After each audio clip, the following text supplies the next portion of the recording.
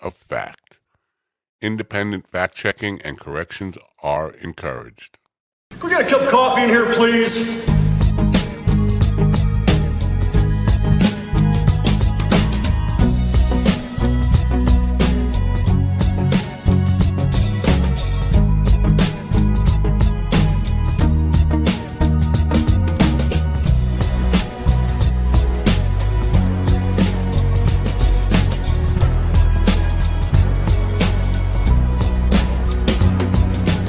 Damn good coffee.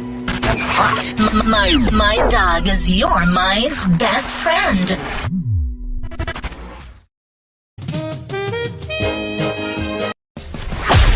Wake up, America. You've got a dog that needs walking. That's right, sunshine. Just put on a big pot of strong coffee and get ready to type your little hate mail with your opinions about kumbaya and flat earth insanity. Stand-up comedy? You want stand-up comedy? Well, we've got sit-down comedy. It's time for Coffee with a Dog. You make me laugh. Oh my God, I am so behind on everything. It's one of these days, you know, a day that we're living into me.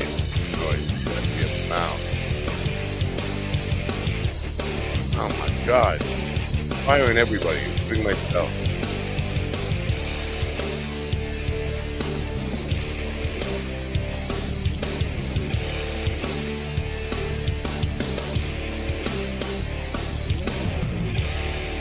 Good morning, folks. I have to make sure that weak thing doesn't repeat itself, right? All right, it did. Wake up, America. You've got a dog that needs... Fired. Everybody is fired. It's one of those days. I think I said that already. The shit hit the fan, quite literally, about 20 minutes ago, and I've been running around like a crazy person for that entire time. So, you know what? It is what it is. So sometimes the show starts this way. Anyway, good morning. It is feels like a Thursday. Only a Thursday could be this fucked up. Thursday, February 6th, 2025. Again, it's a crazy show. Today we have and if you're reading the descriptions, it's backwards. I have the guests lined up backwards on some of the descriptions. I'm just working through that, especially on the YouTube thing, I think. In the first hour, we will have a man, name is Vic Vagina, but I think he's really meant to say lick vagina. I don't know. Maybe I'll be a little insulting there. He's written a book. I believe the book is called Filthy. Again, I'm that far behind that I have to catch up on the guest information here live in the moment. And in the second hour, we have an independent musician who is the head of a group or the chief creative influence behind a group called Brandomir, which has a new album out called Brandomir. It's kind of original thinking there, creative thinking. Name the first album after the band, or an album after the band. We don't know if it's the first album, do we? He's from MTS Records, I believe, which they send us a lot of our independent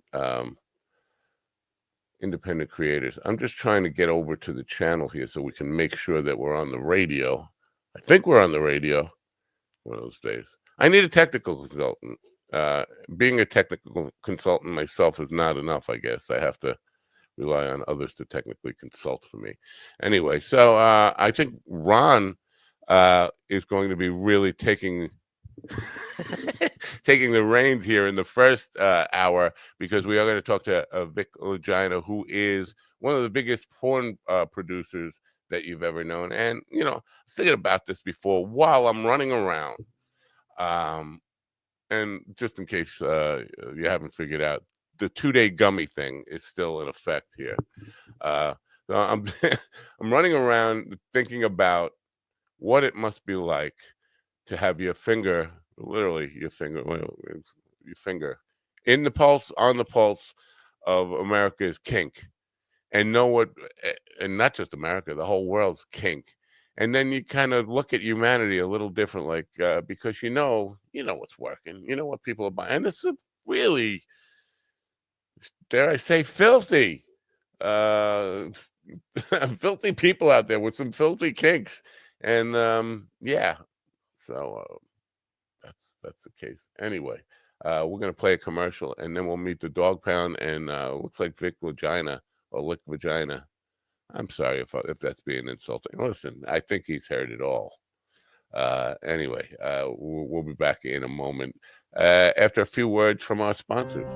Mind Bloom is helping people achieve life-changing clinical and personal breakthroughs, alchemizing both the psychedelic medication, psychiatric care from psychiatric clinicians, coaches we call psychedelic guides, and a lot of content and meditations and programs into this really transformational experience that, because it's delivered at home, costs a lot less and is a lot more convenient for people to receive.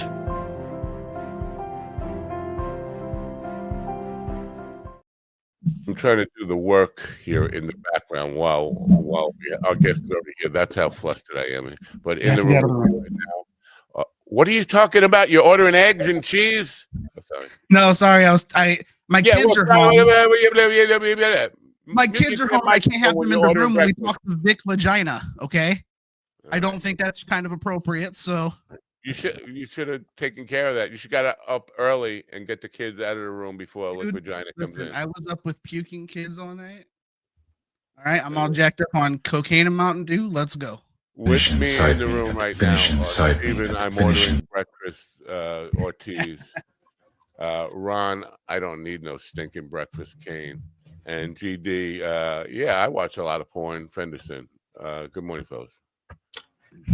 Good morning, America. MindDogTV.com. Auditions for the new humpumentary Grind Dog TV are being held at the Mind Dog TV production studios and weed dispensary on Schlong Island, New Yank. Schlong Island.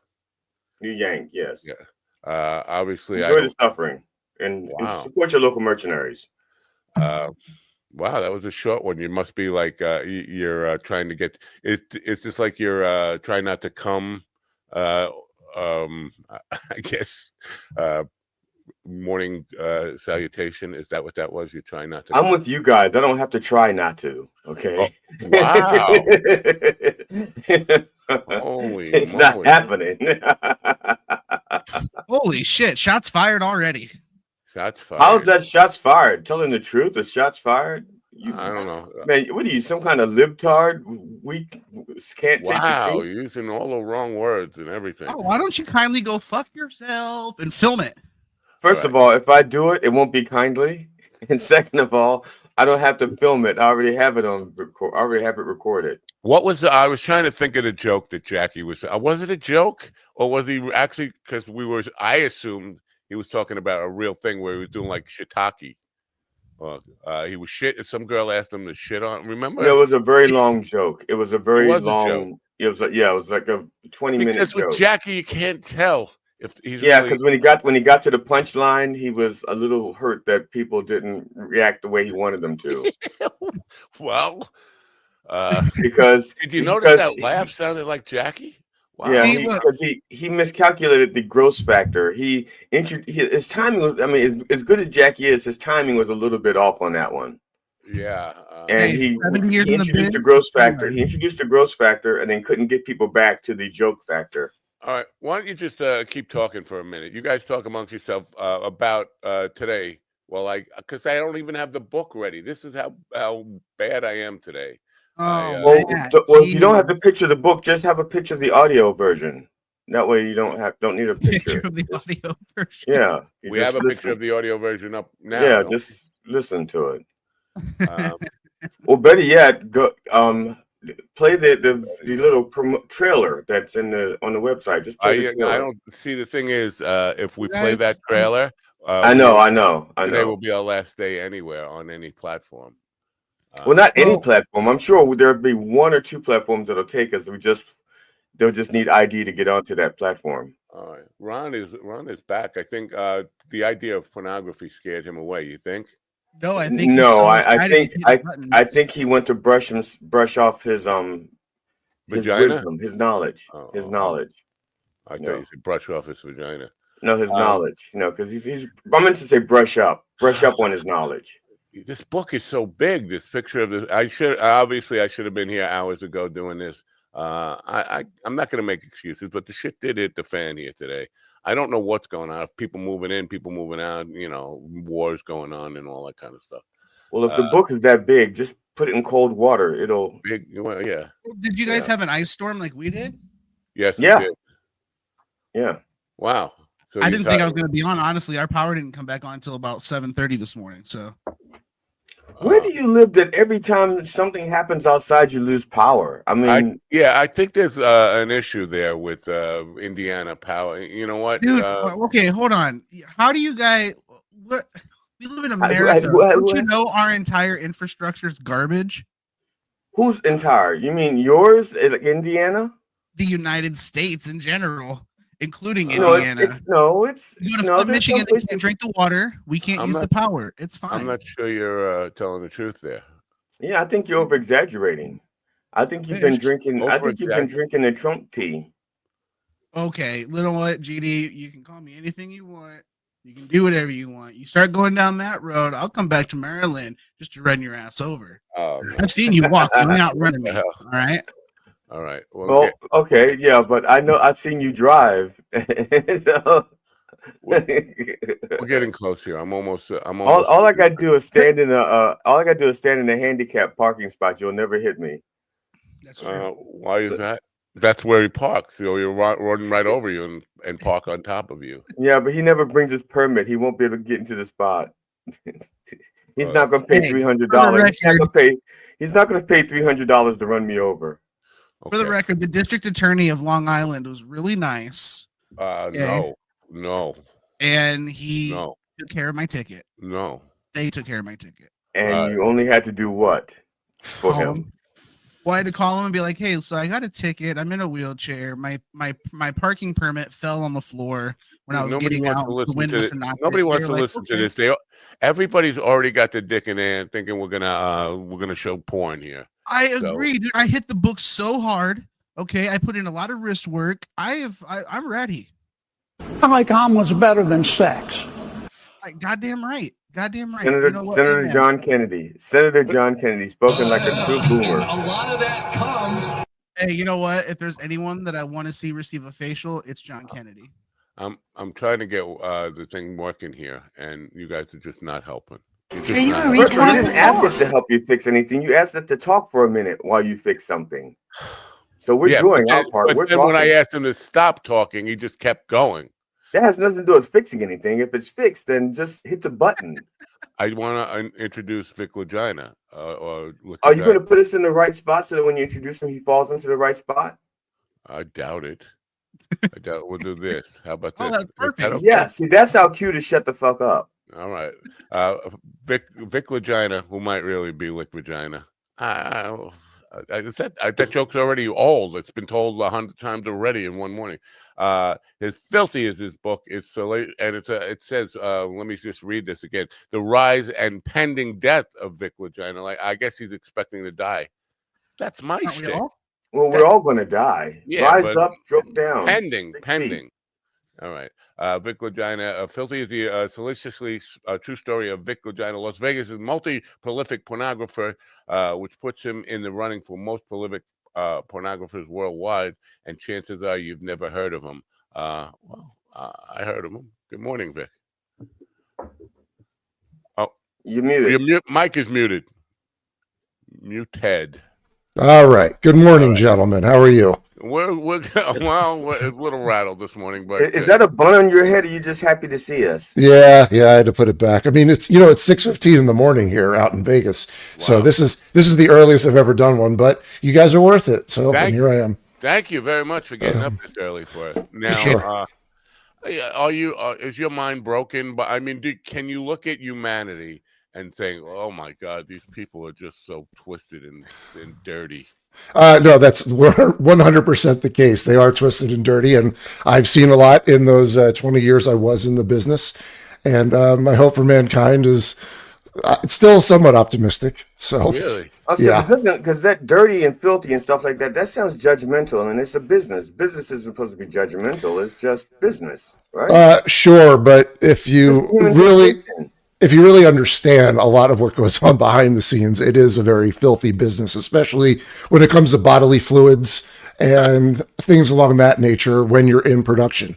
Oh, So my goodness. Okay, well, speaking of production, I mean, you have like a huge crew, a huge team of people working on a movie.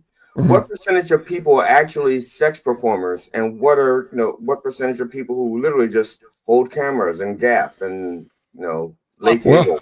Well, I mean, my background was production. I have 2 degrees, unnecessary degrees in production, and I took a couple wrong turns, so that's how I got into porn.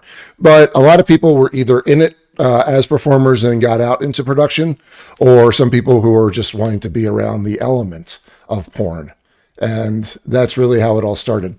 So. I think this is So were you one of the ones who just wanted to be around the element, or you were one of the people who started off as a performer? No. I have 2 degrees in production, so I was in debt and decided to start shooting it to get myself out of debt. So, yeah, and then the reality is I got in with the guys who would eventually become brazzers. And when it came to me to move from Florida to Vegas, they were ready to level up. And I had this huge business on my hands that I wound up running quite efficiently with them 16 years. Because it seems like most people who get into the sex industry because of debt. It's not, like you look at your dancers or, so it's a typical, you have the typical porn story. You were in debt, you needed the money, you did it for the money. Yeah. And once I was out of debt, it was like, okay, I could walk away and have a normal life. And then, or let's see what's behind door number 2, Monty, and see what kind of business there is. And the truth is I just had a feeling that this was going to get big, and I was right about this assessment. What do you mean, get big? It was already big. I mean, if you did it, it's been big since like 1969. Well, I'm talking with the company that I started with, and we're talking about the dawn, essentially, of internet porn. These guys in the very beginning took over internet porn, and even through 3 ownerships, I still remained with the company and saw this huge expansion. The company that I work for, I mean, they own everything, literally. Pornhub, all the pay sites, all the gay sites, all the tube sites, all the dating sites. I mean, they're a huge conglomeration, a conglomerate of porn, essentially. Wow. This sounds kind of strange then, because when the government went after Pornhub, they were just going after like a toenail in the whole body of porn. So they should have gone after the head? Well, no, I mean, they were going after the head, but the truth is, they're not really going after Pornhub per se. They're doing the age verification laws that Pornhub doesn't want to abide by. And I don't know if you've been keeping up with the news over the last couple of years regarding Pornhub, but they were up to very bad things in terms of allowing a lot of bad porn to proliferate on their site. And they allowed it, and they deliberately monetized it, which is why they've had such bad publicity over the last 3 years. Are they the biggest one? Matt, I'm done. Those are all the clean, official sounding questions I have. No, you can go. Everything I have after this is just a pee joke, so you take over. Well, if you could, there's plenty of watermelon needs picking out back. You got it. I'll be right back, boss. I was going to get that for you right up there. You're going to get me in trouble right now. Slappity, boss. Some of my favorite videos online actually involve door number 2, so I'm glad you brought that up. I thought you were going to say Matt. some of your favorite videos involve back door number 2 watermelon. Enough of that. I'm sorry. I can't help myself with that. Now, the idea that people have in their heads is of a porn production is like it's got to be like the cameraman has got to be keeping it. He's got to struggle to keep it in his pants. Like it's a full-on orgy. No, the production. No, I wouldn't say so. I mean, I ran a pretty tight ship, and it was about getting everyone done as quickly as possible so I can get home to my dogs. I mean, that was really what it came down to. Is there a script? Yeah. These brainiacs sitting around a boardroom in Montreal created up these ridiculous scripts that we had to conjure and put together for them. And a lot of it was based on what would have these most clickable moments for ads on Pornhub. So the sex wasn't really primary. I wouldn't even say it was secondary after a while. It was kind of tertiary. And it was more about the crazy ad moments, the ridiculous squirt, the eyes bugging out because they wanted people to click to join a membership to Brazzers. Wow. So it's more about the advertising or the buzzworthy factor. That's weird. I'm curious with this being work, right? Like this is your job. Yeah. Did you have a similar effect to, like, let's say chefs get or mechanics get? You know, like when they leave work, they don't want to do or be part of anything involving work when they leave, right? Like chefs will go home and eat Chef Boyardee out of a can instead of a 5-star meal. A mechanic will go home and ride his bike because his car broke down because he doesn't want to fucking deal with it right now. Would you go home? Were you ever going home and just being like, "Hey, just don't touch me, leave me alone"? No, I wouldn't say that. Like a lot of people do ask, you know, how was your sex life affected by being around sex all the time? Were you desensitized? And I wasn't. I think if I was a performer, a male performer shooting 1 to 2 scenes a day, I think I would have had that. You know, I don't have sex. But for me, it was like, especially if I had a girlfriend, it was like, no, we're having sex. And it wasn't that kind of crazy sex where you needed the ball gags and the whips and the change. It was pretty vanilla, to be honest. You were doing it wrong. No. That makes sense. I guess not being a performer, that would make more sense. But I just still feel like the topic would almost just get old after a little bit. So that's from the outside looking in. So I guess that makes sense. Thanks. Yeah. And I think too, like if you're in a relationship, depending on who you're with, I mean, are you really going to talk shop a lot of porn?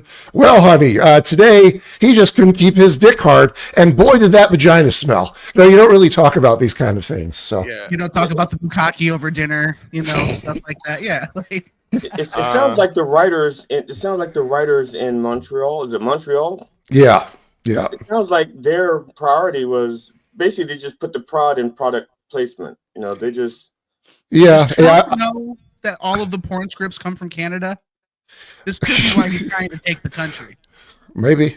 I mean, I actually did a porn parody with Trump back in 2016, right before the election. There was a few of those actually where Obama and Michelle and Hillary and Donald all engaged in a swapping orgy. I've probably seen the work. Yeah. Did you have a stunt toadstool coming for Donald?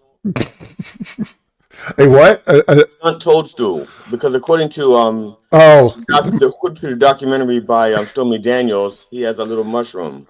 No, it was just a really bad wig and a bad impression by the actual performer.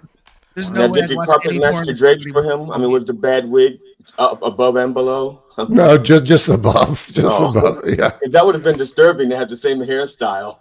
yeah. That's putting a lot more thought than I cared to that day. I just wanted to get her done. Oh, next time you need bad thoughts, call me. I can help you. Sure. Now, earlier you said people only get into it, or you said most people get into it for debt. I don't want to put words in your mouth. I had, I don't get a lot of porn stars on here, but I had a couple on here, and both of them said they were interested in it from early on. In they're like 3 or 4 years old, knew that that's what they wanted to do. Girls. Now, were you talking about guys, or is it the same for men and women? The motivation to get into it?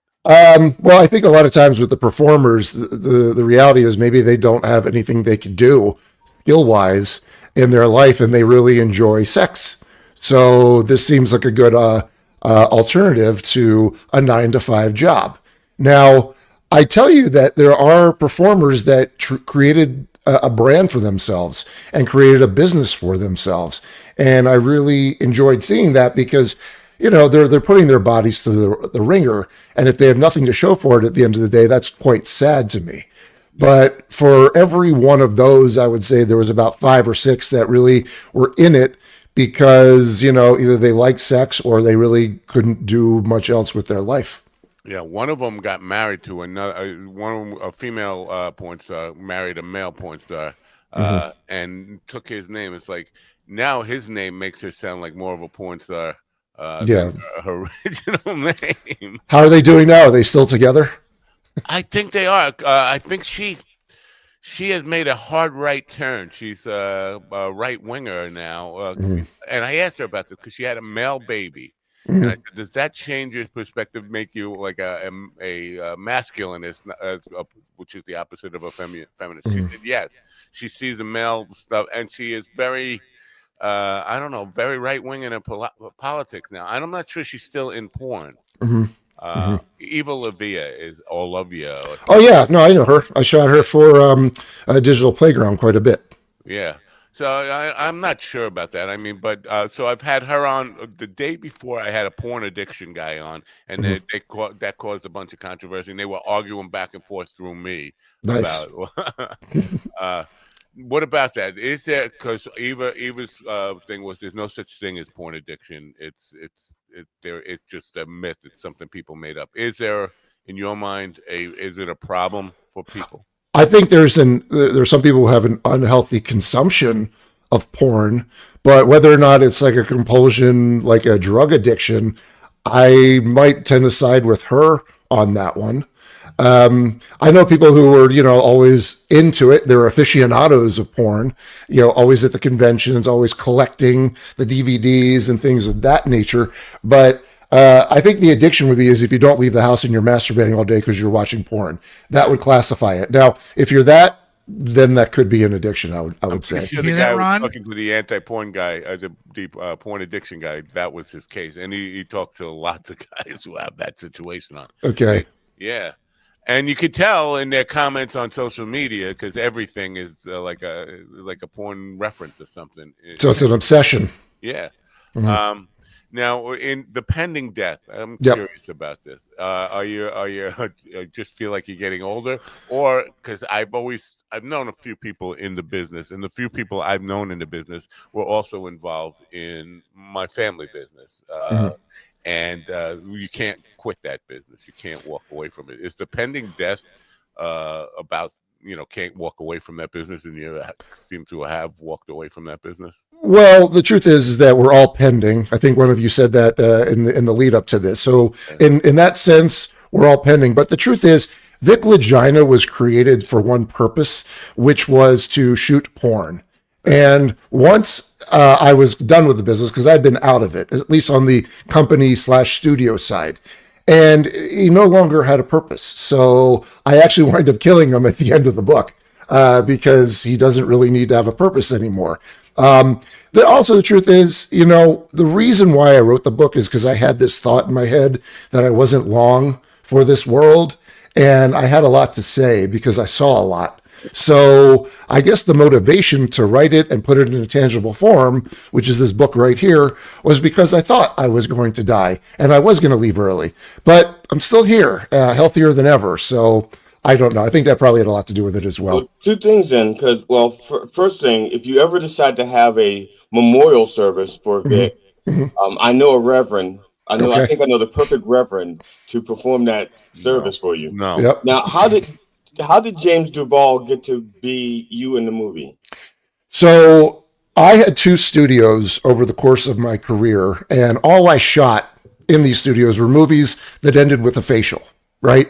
And once the whole thing with Brazzers ended, like during the pandemic in the early days, I was trying to figure out what comes next. And the truth was I felt that selling the studio at that point in time was the move. So I took in a tenant and we wound up selling the studio. But my thought was it would really be a tragedy, especially from a guy who has film school degrees, to not shoot something creative. So that's what I did before we vacated out of the studio. And I was hanging out with someone who knew James Duvall. Another buddy of mine who's in the film business knew James Duvall. They don't know each other. They both said James Duvall would totally do this. So we reached out to him, talked to him, and he was down. And he was great. I still talk to him to this day. He's a good dude. He's solid. So now, are you still pursuing doing movies and films? Well, I think at the moment I've been quite burnt out from production. The whole act of production is very stressful. Forget about production with sex. Without sex, it's their long days. It's kind of a younger man's game. So after I was done, I was like, I think I'm going to take a break from it. But truth is, if I was passionate about something, I would totally do production and do more production. But you know, it's a lot. When you throw sex on top of it, I always said I was like a plate spinner, you know, always spinning plates. And when you're dealing with porn and shooting sex, it just, you know, it's like throwing gas on a fire, essentially. You know, what about something that has nothing to do with sex? That's what you like a mainstream. I don't know. If something came along that sounded cool, I would totally do it. Yeah. But you're not passionate. It's because this kind of got me the other night. I talked to a lady who was a piano player in her youth, and very good, and she just gave it up. It's like you don't have the passion for it anymore. Nothing is saying, you know, write this song or perform this. You don't have that. Nothing is nagging at you to say, because obviously you didn't grow up, or when you were learning production, you didn't grow up thinking porn is going to be my legacy, right? Right. You Right. want to be a filmmaker, right? Yeah. I mean, look, growing up, I like TVs, I like movies, I like video games, things of that nature. But I think the truth is that I'll always be a creator, which is why I think I like writing and why I like putting the audiobook together, because you don't have to worry about the visual side of things. And the visual side of things, I mean, that can get complicated. You're dealing with lighting, you're dealing with focus, you're dealing with composition. With the audiobook, it was still a creative process. So in that sense, I really was enjoying that. That was fun. I still had passion for that. But it comes down to, are you burnt out? Have you been ground down from 20, 25 years of production, which I'd say I was. So I don't know, but maybe I'll get back to it. You never know. Well, it sounds to me, because in my mind, when you're writing books, and I'm an authority because I've started many and have finished none, but you're still dealing with the lighting and stuff like that. You just aren't dealing with it physically. You're still, because you're trying to create that scene in someone's head. And so short of the physical challenges, you still have the mental challenges of creating the same scenes. And it may be even a little bit harder because they don't have your help, you know, the exterior help. They need your words to guide them to create the scenes. Yeah, no, I'd say that's valid. And the reason why the book is structured a certain way was because I kind of saw it as a 3-season television show. You know, it's broken up into 3 parts, and a lot of this stuff is very visual. So that's why in the audiobook, I brought back a lot of the audio of what I'm talking about to make the audiobook just a little more fun and interactive. Wow. How much money is, because I always say porn is $1 trillion business, but nobody's watching it. Nobody admits to watching it. Well, Ron admits to watching it. Stephen, we caught watching it a few times. But it's the one thing, the one product that nobody will admit to buying, but I always say it's $1 trillion business. Is it $1 trillion business? I think the numbers I was hearing were in the billions, like high billions. And I think before I left the company, it was somewhere that the company they made about $500 million in the last year alone. Wow. So, how many companies just a rough guess, like 500 companies, 1,000 companies? No, I think it's much less than that, because, you know, the company bought a lot of those companies and put a lot of companies out of business. Wow. So, yeah, I mean, I'd say you're in the hundreds. You're not really in the thousands or even close to that. They're helping people one load at a time. Just look at it that way. Yeah. Does any of that trickle? I mean, I'm just trying to get down how many people would be like on a typical set? If you the company you have, Brazzers, right? Brazzers. Yeah, Brazzers. For that company, like on a typical set, how many people would be involved in production, including the talent? So when I finished with them in 2020, I mean, this is when we were at the height of everything. And I had a studio, I had 8 employees, and then I would have, you know, depending on how many participants in the actual scene. So if you have 2 performers, well, 10 people coming through that day. But if you're dealing with an orgy, up that to about 15, 16 people in a day. And then if we're dealing with live shows or these crazy competitions that we used to do, you have 30, 40 people in the building at the time. What did that include cleanup crews and stuff like that as well? Yeah, my production assistants, they were the cleanup crews. Oh, poor bastards. I would hate that job. That's awful. I hope you paid them well. That seems like. But so, you hear that laugh? He said, "I hope that you paid them well." Well, when I tell you the people who gravitated to porn to be around the element, those were the PAs. You know, so yeah. Okay. Do you only choose the white? Do you always choose a white couch because it just looks better on camera and doesn't show stains? Yeah, I think that's probably part of it. It's probably like a material that you can wipe it down as well very easily. But think about it. If it's a white couch, it reflects the light and, you don't have shadows in the all important penetration part of the project. Yes. Nothing worse than a shadowy penis, dude. I hate that. Yeah. Have like a 5 o'clock shadow. Yeah. Yeah.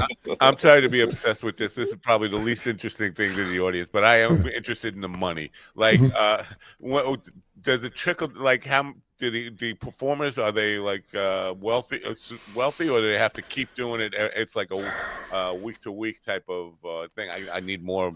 I need to do more work because, like, only So I would tell you that before the proliferation of OnlyFans and the performer platforms, okay, I'd say the dudes who are solid, they were working every day and they were making, over $1,000 a scene, especially if they're working for the big companies. When it turned into people have their OnlyFans now and they already were established performers with the big brands, well, now they were making a lot more money. And I'd say that there was high wealth. I mean, some of these girls were making $100,000-$200,000 a month on their OnlyFans. So a couple of years, they're getting into the millionaire stage. Right. Yep. Nice. So now it's an interesting dynamic here. But how does we'll get off the money pretty quickly here. But how do the sites make money? Because here's what gets me. All these sites, at least to my knowledge, there are a billion sites out there now. Maybe the mothership owns all of them. But there are so many porn sites out there, and they're giving this stuff away for free, right? You don't have to buy a membership to it. Where does the money come from? Just from advertising or product placement? Yeah. So with us, it was they would give us reviews and tell us which were the most popular ads. So the reality is let's say there's one of those crazy ads on Pornhub. If you have, you have Pornhub that has hundreds of millions of unique users a day. Now, if they click on that ad, and let's say that 0.01% of those clickers get a membership to browsers, well, the business model is working. So it was working for that company because they were the monopoly. For the smaller ones, well, they had to be mindful of their budgets and figure out how many memberships they need to sell to justify that scene. Wow. Yeah. Is it a cutthroat business? Like if somebody, and I know this could be a sensitive question for you, but I saw a documentary on a guy from Vegas who was a small-time pornographer, ended up dead in a motel room. It looked like a setup. Is it a cutthroat business? Like if you want to start it up, if you wanted to be a startup, somebody's going to come visit you from one of the big companies.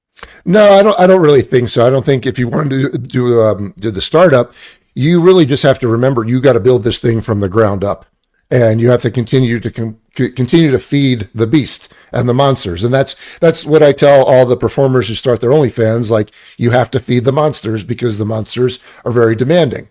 As for me, when I was producing and directing, I think this was around the time when we were in the Obama administration and the economy was terrible.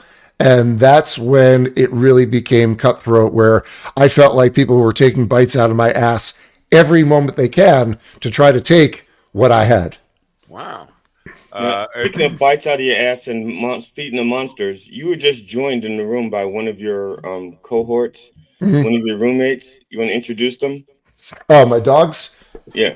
That's Junior. Junior's back there. He's a half husky, half German Shepherd. Somewhere in probably the bed with my girlfriend is the Doberman we have, and then I've got like a pity mix floating around somewhere. So now she knows you're on the air right now. She's not going to walk out and. No, I told her. I said I was like, babe, we're going early tomorrow at 6:15. Yeah. Well, thanks again for I know it's very early out there. It's I'm always up early. Is Vegas the capital of? Because I always thought Florida was a big production place for porn, in LA. Yep. Is Vegas the hub? Is what? So So I started in LA, and that's really where the business was and still is. I grew in Florida because that's where a lot of the amateur girls were. And I don't know what they put in the water in Florida, but it does breed a lot of strumpets that want to get into the porn industry. But for me, it was like, okay, I need to tap into the LA talent pool, but I didn't want to live in LA again. So I thought, well, set up shop in Vegas. There's no state income taxes here. Your dollar stretches more. And lo and behold, people saw the wisdom in that like 10 years after I got here. So there's a lot of people out in Vegas now shooting porn. Right. Young girls get into this thing. You hope they have a legitimate ID that says they're 21 or whatever. Yep. But we're seeing more and more. At least there's a few that I know of. Like they've been in the porn game since 1980 or something. Is that a thing that becomes a lifelong? Is that becoming a bigger thing where people are in it for life? They're lifers. Yeah, lifers. I mean, there's plenty of lifers. I think there's a lot of people who, in some ways, can't function without the porn industry or can't operate outside of the porn industry. And for me, when I was done, and I pretty much nuked the bridge to the porn industry because I didn't want to go back to it for a lot of reasons. I didn't really felt I fit in. You know, I would go to porn functions and I would look around and I'd be like, I don't really have anything in common with these people other than I hire them for a job and maybe they're cool to talk to, but we're not buddies or anything like that. So, and I think the truth is, if I'm going to write an effective book about the porn industry, well, you can't pull your punches. You can't be nice. And I make fun of it all. So I've kind of become persona non grata when it comes to being in the porn industry because people don't really want to deal with me because they're maybe somewhat pissed off of me running my mouth as much as I did. So you're like the guy that was in the mob who left the mob and wrote a book about the mob. That's exactly what my point about the pending thing was. Yeah. That's what I was assuming. Yeah, no, it was more like I used to believe the reason why I chose Vic as a name because I wanted something that sounded Italian. You know, because in case the mafia thought about fucking with me, well, he's Italian, maybe he's dialed in, maybe he's juiced, we don't know. But as I got into it a little bit longer, I realized, no, it's not run by the mob anymore. The guys that I was dealing with, the original owners, they were a bunch of frat bros from Montreal. Yeah. And the ones that took over after that, there was a computer programmer. And the ones after that were just people who worked under the company. So it wasn't a mafia-oriented thing where I felt like I was going to be in danger.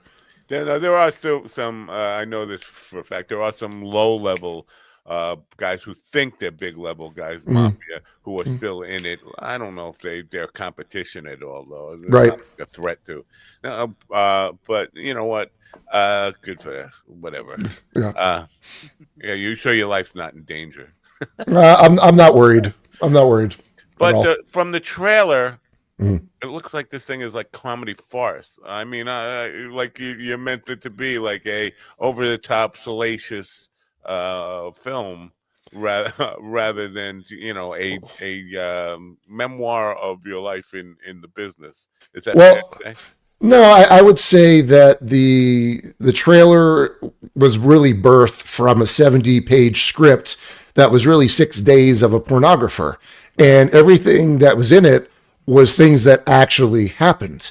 So it's a little, there's a little bit of fantasy in it because, you have the alter ego talking throughout and chiming in, which is what the book is as well. So I took that idea and I just morphed that more into the book.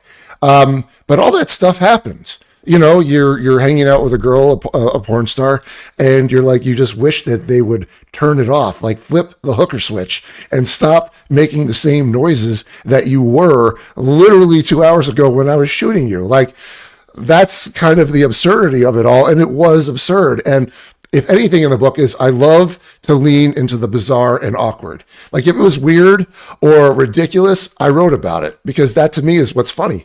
Yeah, I agree. I mean, I can't imagine what being in that every single day. Like, did you do it every day? Was it 5 days a week, 6 days a week? What? Well, I'd say at least 4 to 5 days a week. We took the weekends off so we would recharge.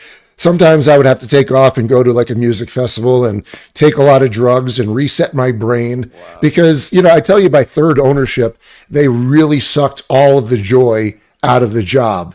And it got to the point where, there wasn't enough drugs that I was doing on a daily basis to make it palatable.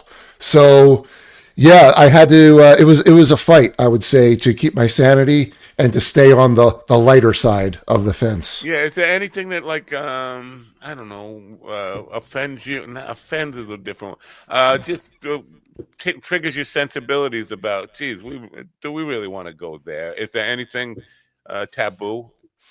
No. I mean, I think I guess the worst of it, and this is what boils my blood, is the things that the third ownership of the company did or didn't do with Pornhub, what they allowed a lot of the bad content to deliberately proliferate on the site so they can monetize someone else's abuse. That to me is over the line because I always kept very meticulous records. Everything was above board. It was treated like a business. I wanted to create a safe space for people to operate in, which is why people love to shoot for me, because not only was it a safe space, but they knew I didn't want to be there longer than necessary, so they weren't going to be there longer than necessary. Right. So really, at the end of it all, when people were acting like scumbags, that's what really triggered me, and that's what pissed me off. Wow. I'm just wondering why people would need to sell a company that was it was like a golden goose. Why people were selling that. Unless I don't know what the motivation of, just more money, a good deal, right? No, well, with the second ownership, that dude was arrested for tax evasion, so he had to sell it, and he sold off shares to a bunch of different people. When it came to now, it's the fourth ownership, they bought the distressed asset that was known as Pornhub because Pornhub was raked through the coals and they had to purge 90% of their content when the expose came out in late 2020 in the New York Times. Wow. So, yeah, so they bought Pornhub and all its assets for pennies on the dollar, which I was asking why on earth would they do that? And then I was talking to my brother who's a data guy, and he said for the data, because eventually it's all going to morph into AI anyway. So if you have data on all of these hundreds of millions of users, then you can sell them and market them virtually anything. I think that's Ron. If I'm and I hate to put words in his mouth, but he doesn't take any words out of his own mouth. Ron up there. We've had some heated discussions about the Pornhub, Texas wanting to have age verification, and his big thing is it's all about collecting data, and they have no reason to, no legitimate claim to have all that data. Does that cross a line for you? The idea that your kids should have to prove they're not kids Well, yeah, I do, because in my time, you had the magazines that were behind the counter, or you had the section in the video store that was 18 or over. We're in a different era altogether. And I don't have kids, but I've spoken to people who do have kids, and they say it's just too accessible. Now, is the answer more safeguards on the internet at home and on the phone? Perhaps. I think good parenting could be a part of it. But I do think, especially with Pornhub, when all you have to do is click a button that you're of age, that's a little too easy, especially if something like beer or cigarettes that you need to present an ID for, how is this any different? And the other question I would have for Ron is, okay, so let's say you wanted to buy a membership on one of these websites or anything, for instance. You have to put in your information. You have to put in your credit card. Is that much different than your ID? Or is the issue you don't want them knowing that you are jerking off to their content? Is that it? Ron?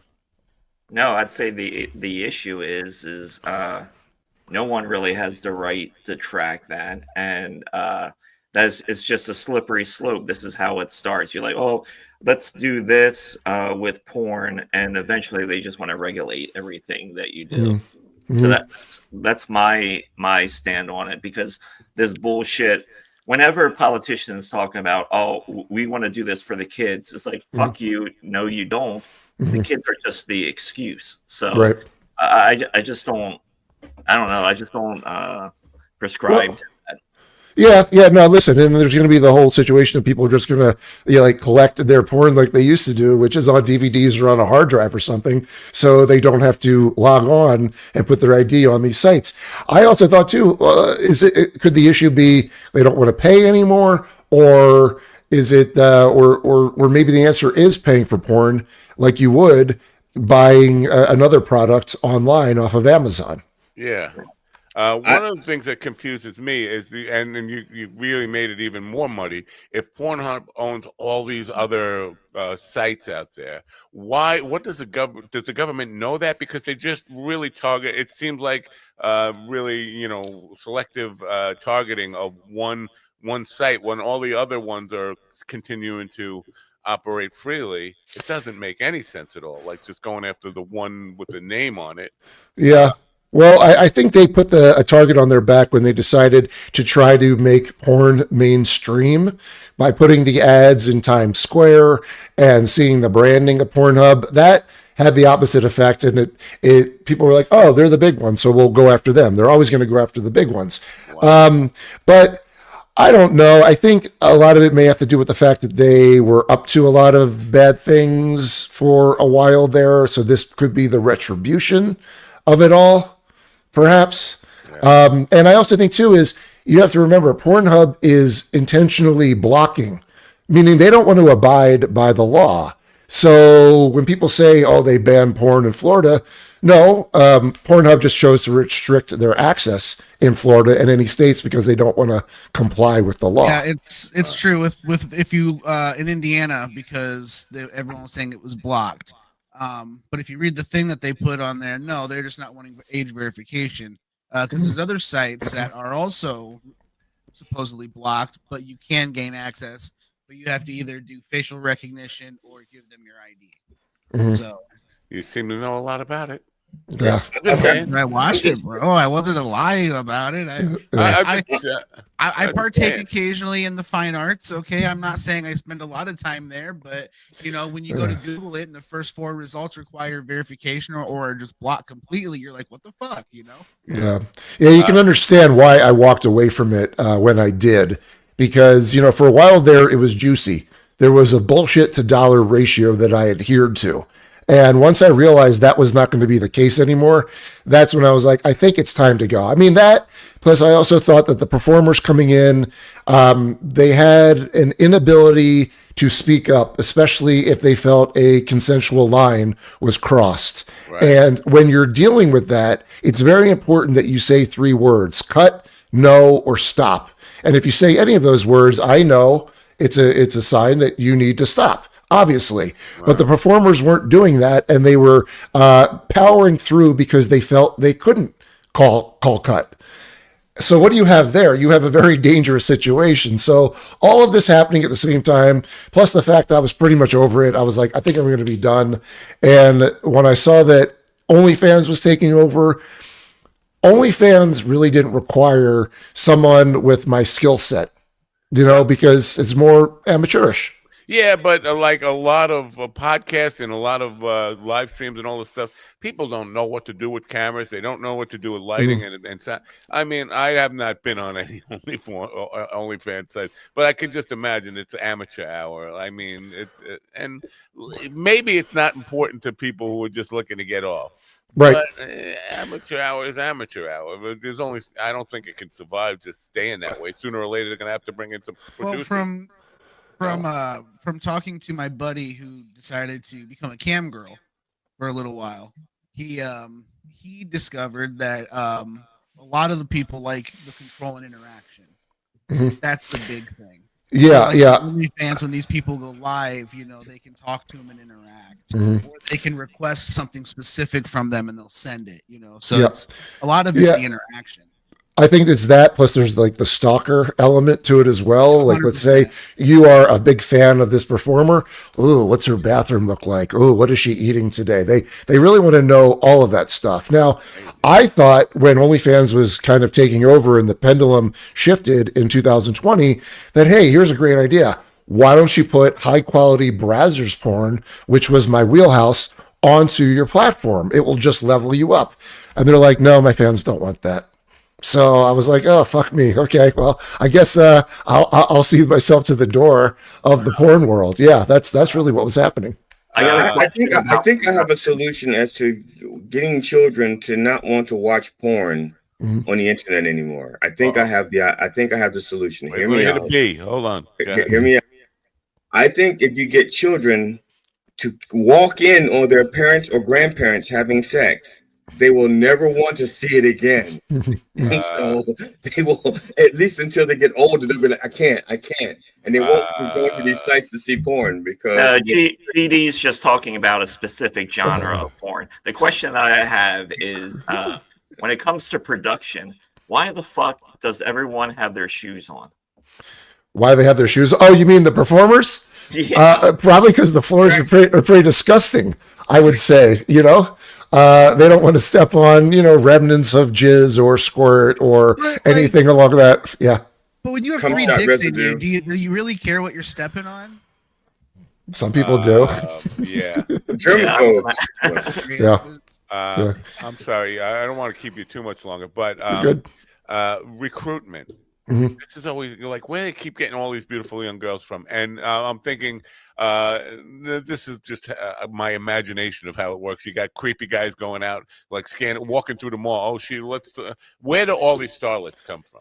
So you have your agents and you have your various stages of elements. You have your suitcase pimps who kind of latch on to someone and decide to turn them out. So they call themselves agents. And then you have the higher end, which, you know, the bar is admittedly low here, but they are licensed in California. And I'd say people do go out and do that, probably more in the Florida areas as opposed to California. But if you're an established agency, girls will come to you, guys will come to you because they decide they want to do this with their life. Wow. And so they go to an agent who gets them work and hopefully is looking out for them. Have you ever personally seen somebody who was a little skittish about, like, here's what the scene calls for?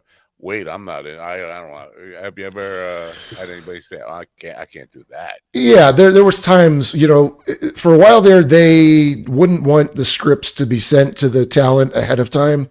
And so if there was any surprises, we'd have to sort it out. Performer be like, yeah, I don't want to do that, or I don't like that position, or this or that, or some instances, hey, can I do this because my dick is curved a certain way and that won't work? So you hash it out. And I'll tell you, people from my generation, the people from the generation after, we all talked about these things and we ironed out the kinks. But it was the millennials, they or the Gen Zs, I should say, they fucked it all up because they couldn't communicate. So, but if you had someone who was skittish, I wouldn't shoot them because I want someone who's going to be there so the lines of consent are not blurred. All right, we just discovered the real reason Stephen is in the wheelchair, and so congratulations on it. But he hasn't been forthcoming with it. We've had to drag it out little by little. He's been 5th and 6th coming. Now, right, this is your first book, right? Yeah, my first one. Yep. Are you planning on being an author now? Is this your lot in life? Are you writing more? I am writing more. I just started the next one, trying to figure out where to go. You know, if the mentality was me thinking that I might not be long for this earth, I put everything of major pertinence into the first one already. But that's not to say there aren't still stories, because I shot 3,792 scenes over the course of my career, either produced and or directed. So there's still gold in our hills. So I just have to mine those stories and keep it as interesting as the first one. But people do want to hear more from what I've got to say. Isn't the publishing the obvious question is, did you ever perform? No, I was all no. You were asking me. I was gonna be like, you haven't seen my films? No, man, I've seen all your films. The Groucho Marx remakes were really weird. Okay, but really, but okay, cool. I was just curious because you always wonder if there's any, you know, cross. Well, no. The thing was because it was my background. When I told my father that I was going to be doing this, he goes, you know, I don't see a problem with this. It's a legal business. It's legit. You can make a lot of money. He's like, but I don't want to see you in the movies. And I was like, you know what? That's fair. You think if you were a daughter instead of a son, his attitude would have been completely different? Yeah, right. Yeah, I probably maybe. But still, even if it was a daughter, they still be doing producing and not performing. So I don't see why there should be a You don't want to difference. think of your little girl around that stuff. I mean, it's Yep. just weird. I know. Yeah, you only want to think about your grandfather and all the Viagra that he's got to take. And then while he's sitting there, getting his lumber nice and hard, which takes him probably about 30 minutes. You could be a third generation porn star and the whole family. Or if you're Ethan Hawke, you would let your daughter do it, and you'd be happy to. Wow. Ethan Hawke. That's a weird fantasy you have, GD. No, I'm just saying Ethan Hawke has those scruples. It's built into his mindset.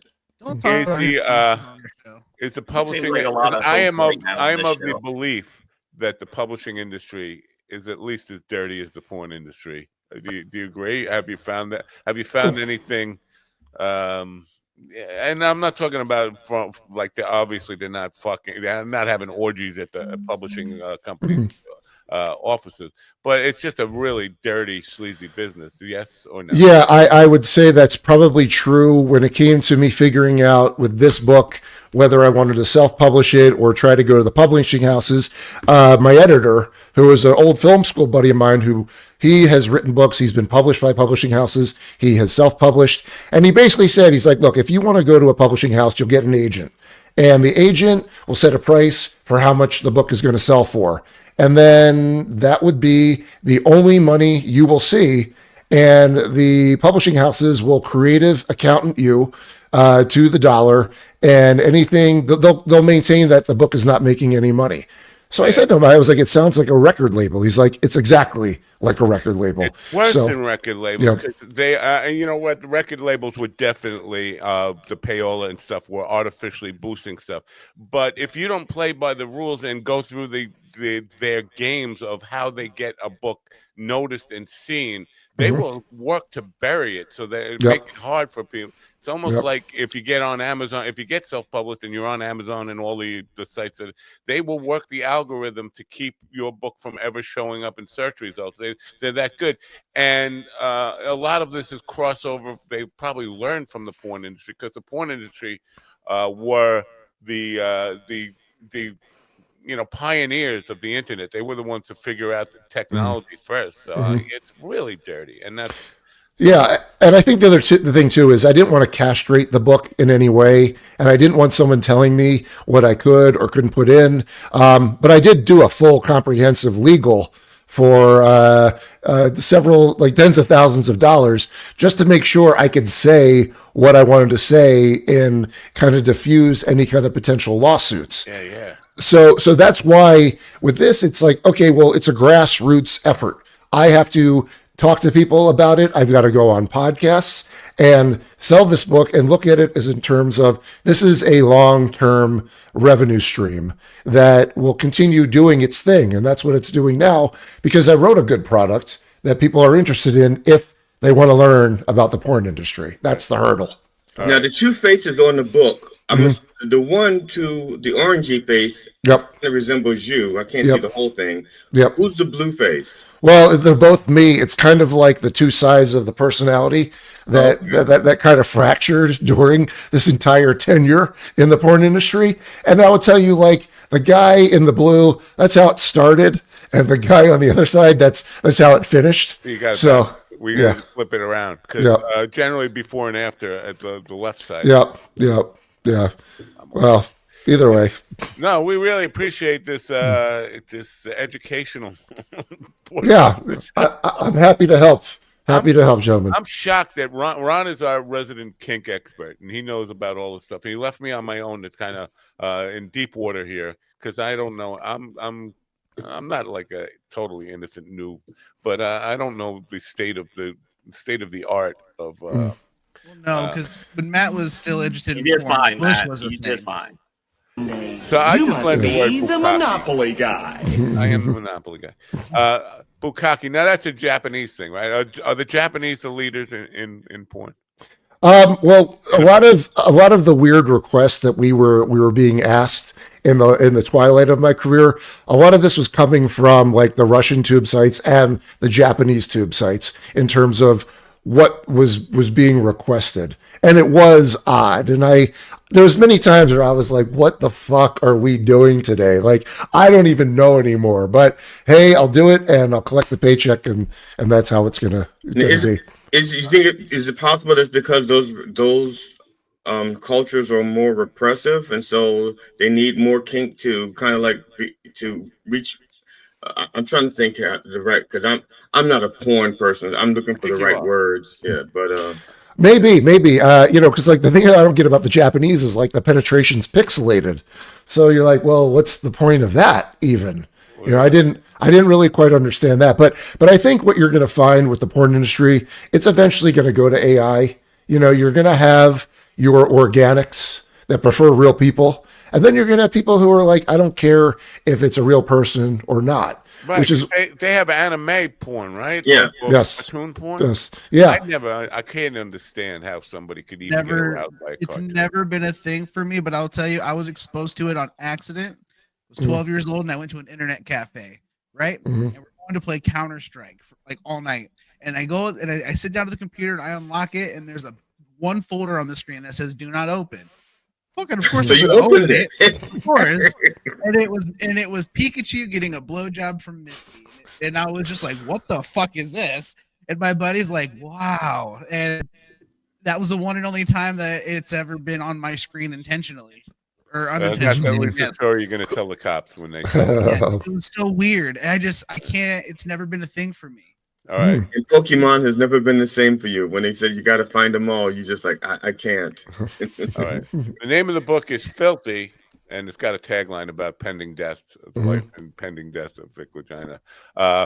And it's available at vicvagina.com and probably everywhere you can buy books online. Is it also in bookstores? You got it in bookstores? It's not, because that's a whole nother bag of shit you have to figure out in terms of how much inventory and the buybacks and the this and the that. And I think in this day and age, if someone wants something, it's very easy to get it within a day or two off of Amazon. So I kind of stuck on that. But yeah, there's the Kindle version as well. That's also on Amazon. And if you like audiobooks, mine is basically almost like an acid trip of an audiobook, because I wanted to make it unique and special and my kind of weird. So you can find that on Spotify or Apple Books. My Kind of Weird. I gotta write a song called My Kind of Weird. That's a very good title. Yeah. Anyway, thanks for being here, Vic. I'm Thanks sorry for having we me. had to get you up so early, but No. Listen, you got a beautiful day ahead of you in Las Vegas there, right? The sun's up. You got to. Yes. All right. Enjoy Yes. your day, and thanks for being here. The name of the book is Filthy, and vicvagina.com. The link is in the description. Thank you, gentlemen. When you come back, bring the other two dogs, because we've met the one. We need to meet the Pit and you said Pity? Don't worry, he won't. If Yeah. he ever come back, he won't be here. We'll get rid of him. Hey, I would love to come back. So if you want to have me again, you got more questions, just hit me up. Excellent. Thanks for being here. Have a great day. You too. Bye-bye. Now, Vic Vagina, folks. Now look at that. We were all screwed up. We here's the story of a man named Stephen Brady. Is that better? That's better. He was cool. Ron, you were awfully quiet there, Ron. What were you taking notes? What are you planning your next business venture? Are you getting into production? What was I supposed to ask? I mean, I don't know. You know about kink more than I do. I mean, you could have asked about Jackie Shiitake. Is that related to Bataki? I don't know. You could have come up with something. I was gonna ask him if his book when it gets into any sexual details, if it comes with the scratch and sniff card. No, this is the reason GD suggested we ball gag you. Or maybe he didn't suggest I'm that. always down for that. Let's go. no, I think he was great. He gave great insight on the actual production of it and things like that. He was way less creepy than I thought he was gonna be. It was way less kinky? Creepy. Well, Ian said it sounds like an opportunistic creep. Really? Well, you know what? Everybody's got their price. This is like an old joke, but it's absolutely true. Have you ever worked in the corporate world? That's all it is whoring yourself out. There has never been a job where I felt like I wasn't prostituting myself on some degree. Well, at least they're more honest. You know what you're getting. you know you're going to get kicked down. Like, you have to go into an interview and you have to basically whore yourself out, tell them all the best parts of you, and convince them that they want you. Yeah, it's very similar. And you know what? It's not like the dude. It doesn't sound like the dude was necessarily casting, or trying out people, at least admitting to it anyway. But I mean, he just didn't come off like the kind of guy. He didn't come off like a greasy scumbag that was just after young girls. But again, you know what? I understand kind of the comment, but there has never been anything I've ever done for money that I probably, in the corporate world, I would have not done that on my own if it wasn't a paycheck for it. I mean, the only reason I was there was the money. I think a lot of people are reluctant to admit that. I'm passionate about this job. Fuck you. You're here for the paycheck. You know what? I was under that passion delusion when I worked for Sprint, and they were like, "We need you to fire the entire store except for yourself and the assistant manager, and then restaff it." Took us 6 months to restaff it. Only did What that for store was that? What's that was Sprint. Sprint. Sprint? They don't exist anymore. They got bought out by T-Mobile. But wow. I didn't play news. I'm going to play news. In our next hour, our next guest coming up is Christopher Pennison, the creative force behind the indie rock band Brandomir. You guys familiar with Brandomir? Well, I'm familiar with the German translation, Fireside Cutter. All right. I'm taking. This is News in 60 with Alan Edwards. In Sweden, authorities are still investigating after approximately 10 individuals have been killed in a shooting at an adult education center. Liam White reports. This incident is considered one of the country's most severe mass shootings to date. Hamas officials have initiated discussions with international mediators concerning the second phase of the Gaza ceasefire. The initial phase, which began in January, included humanitarian aid and a prisoner exchange, but left key issues unresolved. The United Nations nuclear watchdog chief Rafael Grossi is scheduled to visit Moscow to discuss concerns over Ukraine's nuclear plant safety amid ongoing conflicts. Joseph Eckerson with the latest. Recent Russian attacks on Ukraine's energy infrastructure have heightened fears of potential nuclear incidents. Maryland officials have unveiled designs for a new cable-stayed bridge to replace Baltimore's Francis Scott Key Bridge, which collapsed last year after being struck by a container ship. Well, that's an awful abrupt way to end the news. Container ship. Looks like Ron is producing a porn film right now called Florida Man Feeds a Wiener to a Gator or something. That's what it looks like. That's an odd photo he has got back there. That makes me both aroused and concerned. GD is looking up Florida Man Wiener Gator. What are you doing? You're looking at your dick? You're looking at Jackie's dick? No, I am monitoring the chat room in the governor's website, and so I'm responding to them. So real quick, for anyone watching, if you live somewhere where it was thunderstorming last night while it was snowing. Thunder snow. Yes, can you guys please stop freaking out and posting shit about aliens and fucking all this bullshit? It's called thunder snow, okay? It's a semi-rare occurrence that happens in nature. It happens. It's a normal thing. It's like a thunder thimble. It's like a thunder thimble. It's a rare occurrence, but it happens in nature. Thunder thimble out of this, okay? You leave my small dick out of this. I told you that in confidence, with confidence, but in confidence. And you don't need to throw it in my face, okay? But if you could throw it in your face, it wouldn't be a thunder thimble. That's true. But there's been I've seen at least 11 people on Facebook and Twitter today who were posting about it, freaking out. And I'm like, what the fuck is your guys' problem? I'm just confused here. You're saying it's not aliens? Because I thought your whole thing was it has to be aliens. Isn't that your whole thing? It has to be aliens. I have a brain that functions. I don't not everything is aliens. I don't even know if the UFOs are aliens. That's why they're UFOs. I don't know. But that's right. They could be Guatemalans. They could be Haitians. It could be the Jews. But I'm just saying it could be a whole number of things. But I'm just saying, man.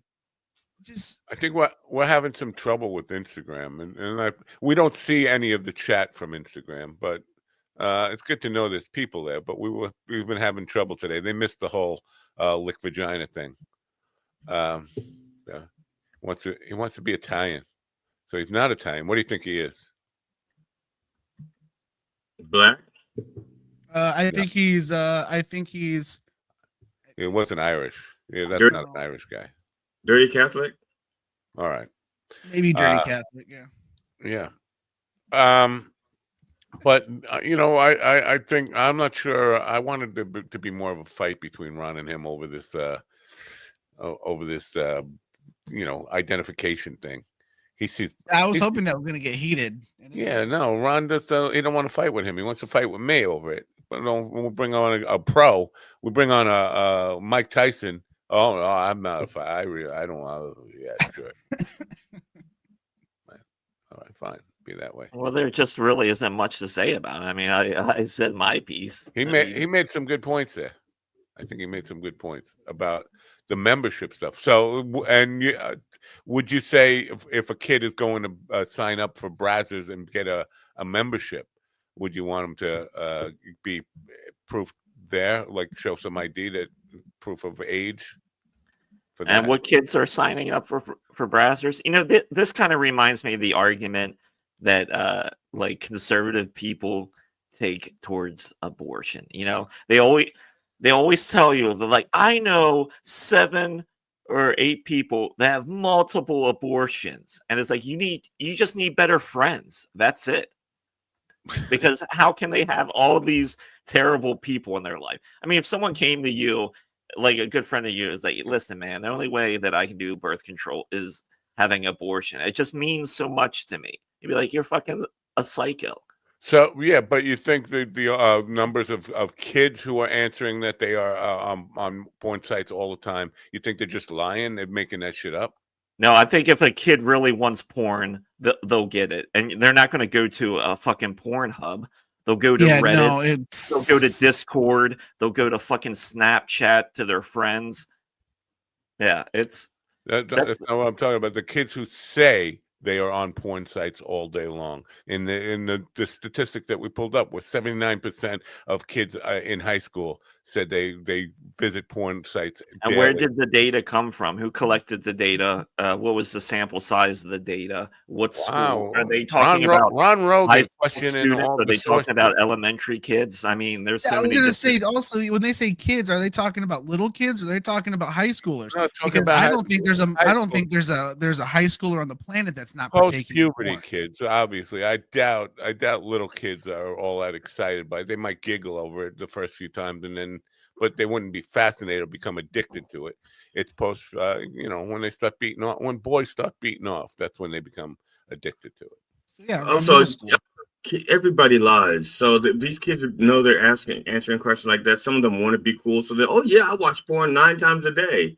And they may never have ever been to a porn site, you know. Yeah.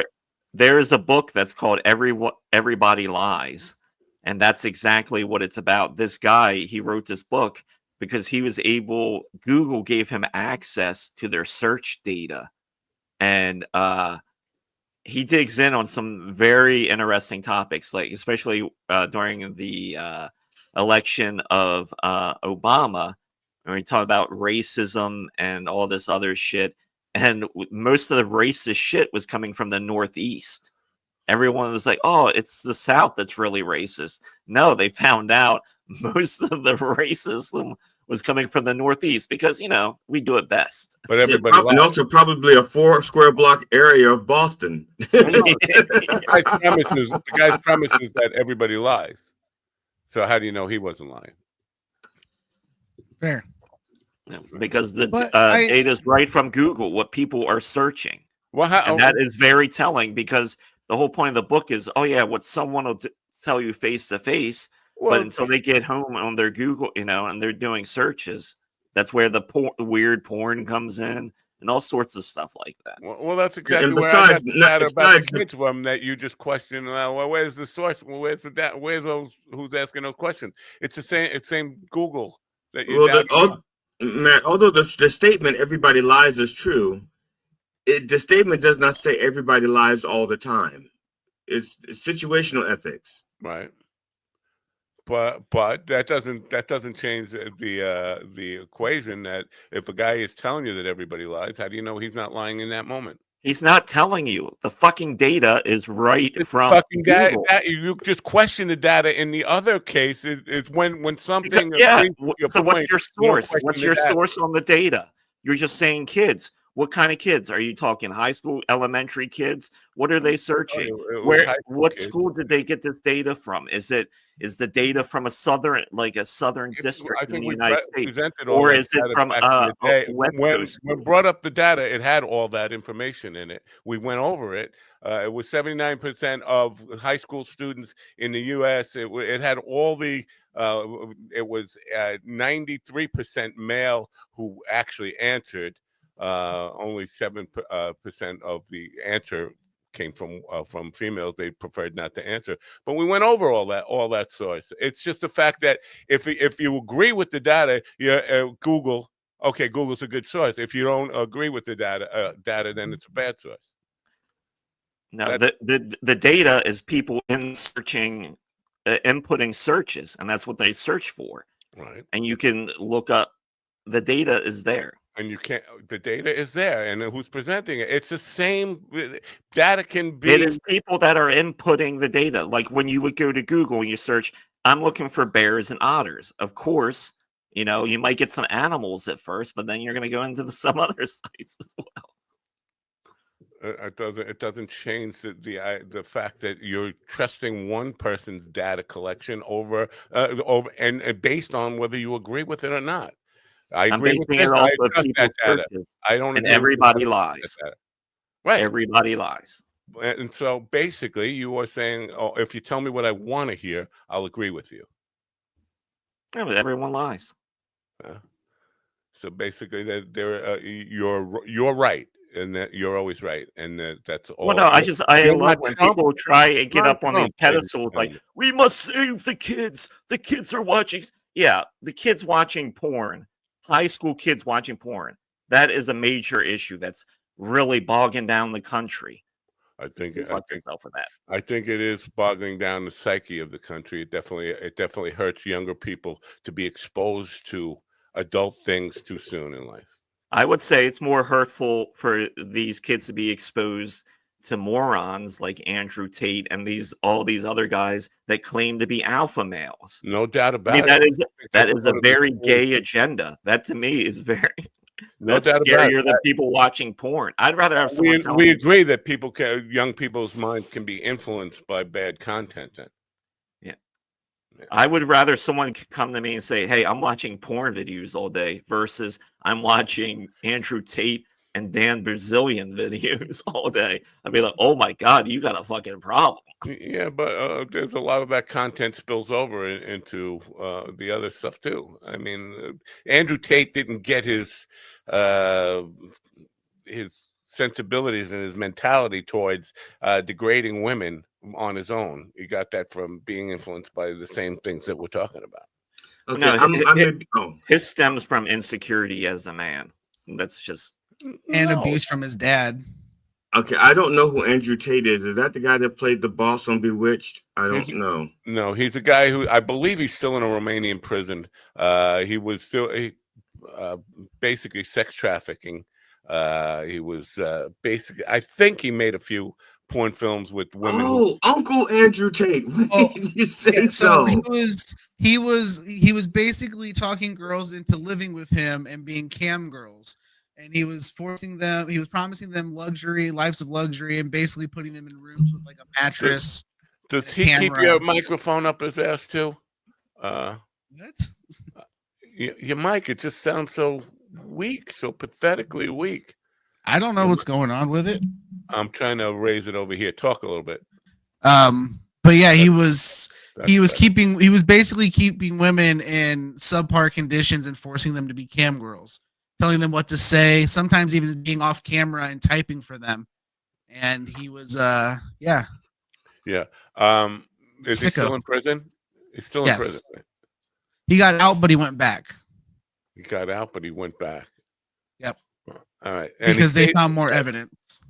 So, but he's in Romania, right? Mm-hmm. So why, when you get out, why wouldn't you just flee? Because they're going to come back. Because he said he was innocent, and when he got out, he was still claiming his innocence, but then some more women came forward with sexual abuse allegations with evidence, and he got caught again. Chris Pennison looks like he's not going to show up here, right? Okay, well, let's call Vic back. Let's call Vic back. Well, Vic's probably out getting a Las Vegas breakfast right now. Oh, egg sandwiches. I don't think they do that in Vegas. It's a buffet, right? They got the buffet at all the hotels. You just go in for one price, or if you're a guest there, you don't even pay a price, right? You just walk. Yeah, it's all free. Okay, if you three guys, you walk to a buffet. What's the three things they really have to have to make it a good buffet for you?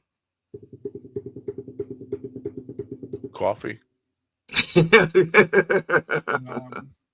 Hot food, good sneeze guards, and clean plates. I don't know. Maybe pancakes, hot flapjacks, French toast, something like that. I don't know. Food. Yeah, they probably bacon and eggs, but I don't know. You can get that anywhere, right? You don't got to go to. Yeah, but if you go into a buffet, then it's like all you can eat and buffet. It's a buffet. Yeah. Are they losing their minds at a buffet right now when they're making like 4 pounds of scrambled eggs? Oh, you see, what was it? Waffle House. Waffle House is adding a 50-cent per egg surcharge. Yeah, well, I was just thinking about this with the buffet thing. I mean, when you're doing like all those eggs and stuff, the price of eggs has got so you're giving away this stuff for free with the price of eggs being like, listen, we used to be don't kill the goose that lays the golden eggs. Now it's don't kill the goose that lays the regular eggs. Kill the goose that lays the golden eggs because gold ain't worth shit. Real eggs are worth more than gold. So what they got to be going broke. They got to change the policy. They can't be giving away real eggs. Real eggs are Bitcoin, Clitcoin. Now, my wife and I were at the market last week, and eggs were in Maryland, where we are. The eggs were I'm gonna round up to $9.50 a dozen. Okay, for regular white eggs. But if you get the organic brown eggs, they were only like $5 something a dozen. So it's like DEI eggs. The DEI eggs, the brown eggs were like $4 a dozen cheaper, than the $3, $4 a dozen cheaper than the white eggs. It's like I said to my wife, we need to start buying more brown eggs. That's it. I was curious about this, thinking about it last night, because Long Island used to be known for its duck farms. The last duck farm on Long Island got shut down last night because of bird flu. And I started thinking about the chickens in the neighborhood. Do they do anything when you buy eggs in the supermarket? Has anything been done to those to make sure you're not bringing home bird flu eggs? And how do I know my chickens aren't giving me bird flu eggs? You don't have to trust them until you get sick. Yeah. But yeah. I think that those eggs that are USDA, at least there's a chance that they've been inspected or the birds have been inspected, Well, here's another fun fact. There's a social sampling. Don't you crack open one every 100 eggs or something? And if you die right on the spot, then it's bird flu. And if you don't, how do you? I imagine they're testing all these birds, because how would they be shutting down these facilities? Yeah, they've had to kill a lot of birds. But the fun fact now is that they found another strain of bird flu that is actually transferable to cattle. And now they're finding it in cattle. And it's from human to cattle. And that's never good when we start sharing fucking viruses like that with animals. That's how things happen. And considering the incompetence that we have in DC currently, it's going to get bad. Yeah, I can tell it's going to get bad just based on the normal shit that's going around and spreading like it is. I mean, like I said, my kid's school was shut down for the week because of influenza and strep going around. That's 146 kids, and that's in one school, and that's happening in multiple schools in the area right now. So, I mean, it's only going to get worse. Strep. You're equating strep with bird flu. No. Well, if any virus can mutate, and if strep can mutate to something more dangerous and become drug resistant. You don't want to give birds. It's both of those, and then it'd be like cluck, cluck, cluck, cluck. No, but like my kids had both at the same time, and like my kids were running 103-degree temperatures and couldn't eat or drink anything. So I mean, it got really bad there for so how much did you save on food that week? A little bit, but we ended up doubling what we spent on medicine and everything else because both kids needed it. It's cheaper to keep them healthy and feed them than it is to give them drugs. Yeah, you're right. Yeah. I see your point. It's a business decision. It is, yeah, because we also could have just gotten rid of them and made new ones, but my wife doesn't want to restart. My bottom line, though, is my wife is going to be brokenhearted if somebody has to kill these chickens. She is so attached to these chickens now. It's like they're the best pets she's ever had. She loves her chickens. How do we know? What if leave a note from the chicken saying, "Sorry, we're breaking up with you." Did it come around sneezing? I mean, how do you know? They've got a nasty cough and a sneeze. How do you know your bird's got? I wonder if they just end up dying because they start getting dehydrated and shit. Well, you wonder. That's what I wonder too. I want to know what are the signs. Let's Google it. We have technology at our fingertips. Let's just ask. How do you trust the data? Yeah, and you just do heroin. That's what RFK says. Heroin's cool. That'll fix that bird flu problem. I'm coming for you. Yeah, I do have a couple of showbiz stories. Hold on. Before we get to that, though, here are the symptoms of bird flu in chickens: sudden death without apparent illness, lethargy and reduced activity, decreased appetite and thirst, respiratory problems, swelling of the head, eyes, wattles, or comb, diarrhea, egg production decline or soft-shelled eggs, neurological symptoms such as twisting of the neck or paralysis. And then severe symptoms include death, rapid onset, severe respiratory. They all do that. Okay, and the symptoms of bird flu in people include fever, cough, sore throat, runny or stuffy nose, muscle or body aches, headaches, fatigue, eye redness and irritation, conjunctivitis, difficulty breathing, which is less common, but still it's one of the things, and diarrhea, nausea, vomiting, or seizures, less common as well. Did you say red eyes?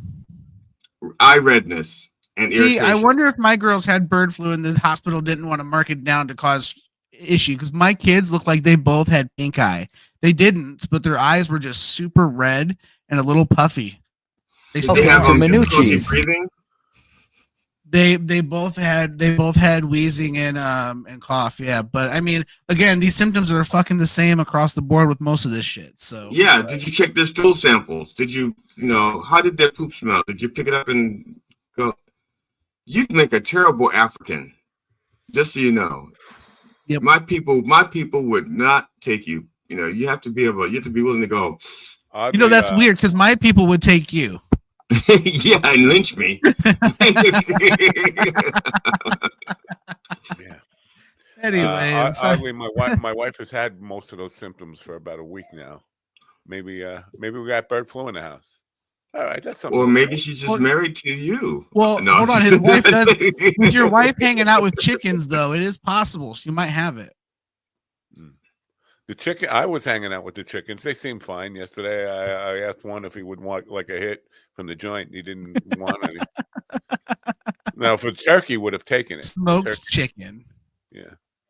If the turkey could get near the house, the chickens are very territorial. The turkeys are gone. The chickens have chased the turkeys from the neighborhood. They've moved out. They've moved on. Found a better place to live. More place with more ticks and less chicks.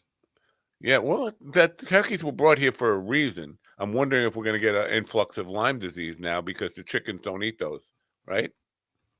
I was wondering if there's a competition for the ticks. I don't know. I don't think so. I think that's why wouldn't we have brought in chickens to begin with instead of turkeys? Maybe they didn't know that chickens ate ticks at the time. I don't know. I have no idea. I am not a chickenologist. I thought you were a tickologist. No, I'm a chickologist if it's fried. And a watermelon expert. Yes.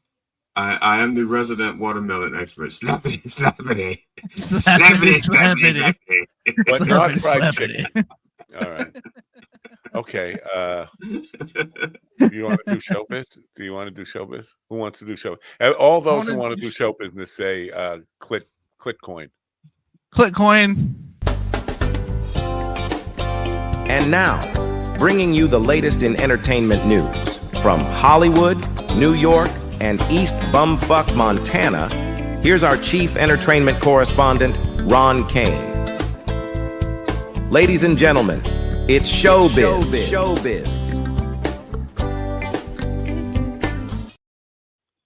Showbiz, everybody. Hey, it's Thursday, so make sure you come on down to Minucci's Leftover Discarded Cocktail Night. Yes, that's right. We take some of the best leftover cocktails from the previous week and put them all in a bucket. And it's only a nickel a cup, so come on down. Welcome to Minucci's. A nickel a cup. A nickel. Okay. Is there like a copyright problem here? Because unless I'm mistaken, Mr. Tongue had the bucket show first, and now Minucci's is stealing your concept.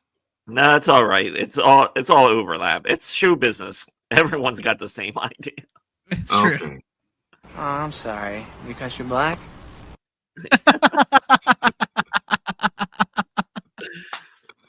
This is Irv Gotti.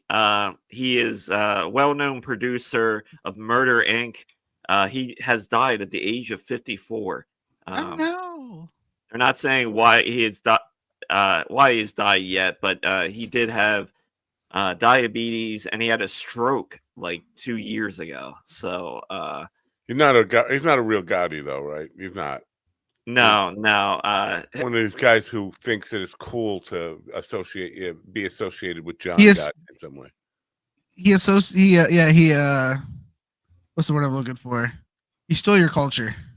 John Gotti was a bad guy. Stop it. This idolization of John Gotti. You might as well be fucking Manson. And listen, Marilyn Manson did that intentionally. But I mean, come on. These are bad people. Stop associating yourself with bad people. Yeah, his birth name is Domingo Lorenzo Jr. Yeah. And if he came, Murder Inc. was known in the 90s and 2000s for Ja Rule and Shantae and DMX. Did you just say Ja Rule? Ja Rule. It's Ja Rule. No, he doesn't deserve have his name pronounced right, especially after the Fire Festival. Come on. You're right. You're not wrong. Honestly, you're not wrong. So go. Yeah, because he tried to like, oh, I didn't do it. I didn't know. It's like, come on, buddy. Yeah. So he has passed. Irv Hitler. Yeah. Ozzy Osbourne has announced his final show. Yeah, it's going to happen this year.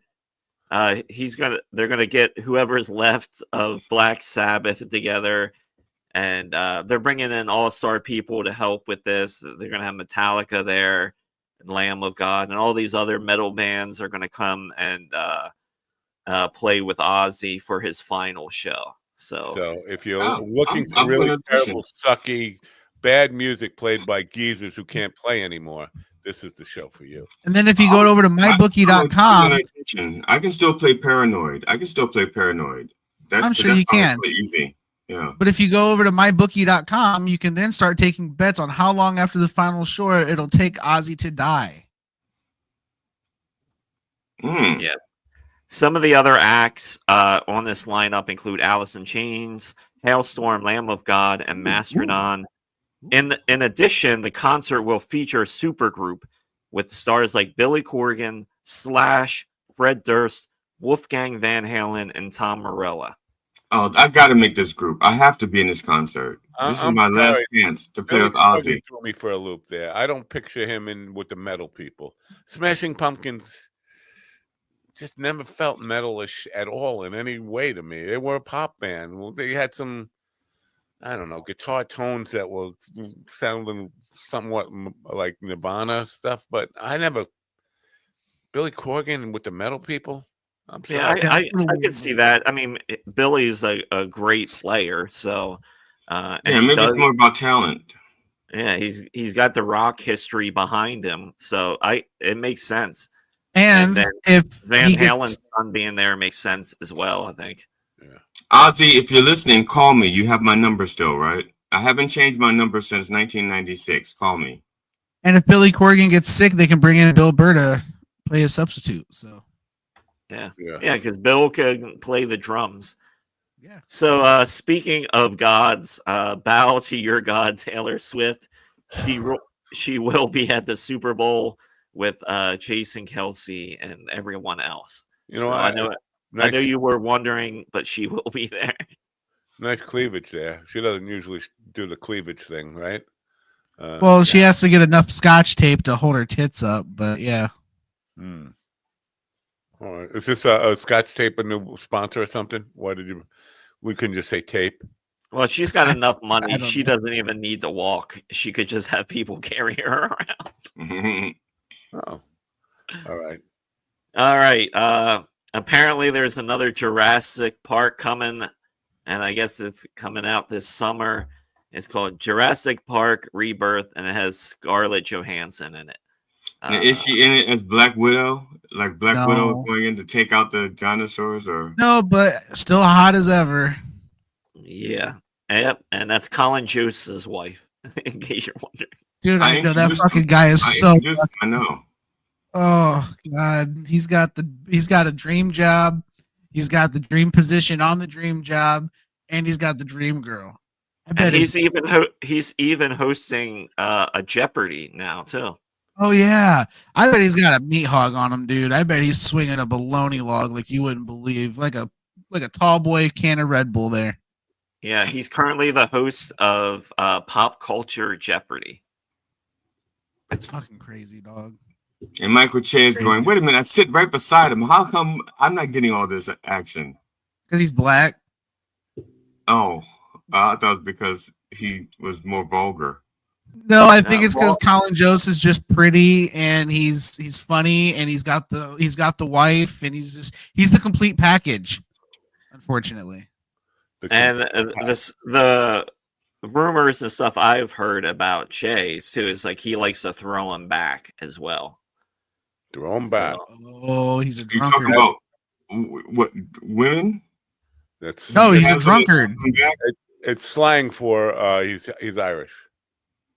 Oh, I figured the boomers would get that reference, but apparently not. So we'll move on. I got it, and I'm a boomer. It's just the black boomers who don't get it. Yeah. So this broke yesterday.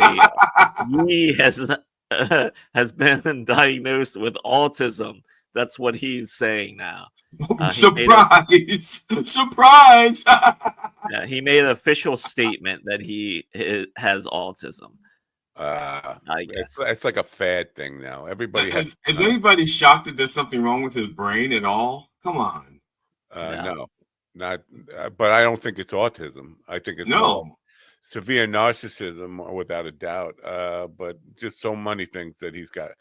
Well, his current wife, who got practically nude at the Grammys, which people are upset about, which I sort of get, but at the same time, it's like at least something happened at the Grammys that people are still talking about. So look at it that way. But yeah, this just goes on and on. She said that she didn't believe that he was bipolar, so apparently he is autistic. It sounds like a biblical thing. Ye has been diagnosed with autism. Yeah, well, you can always go to his Sunday services and get in touch with God or whatever. I will not want do that that. competition unless his show starts after 10. Then it's okay.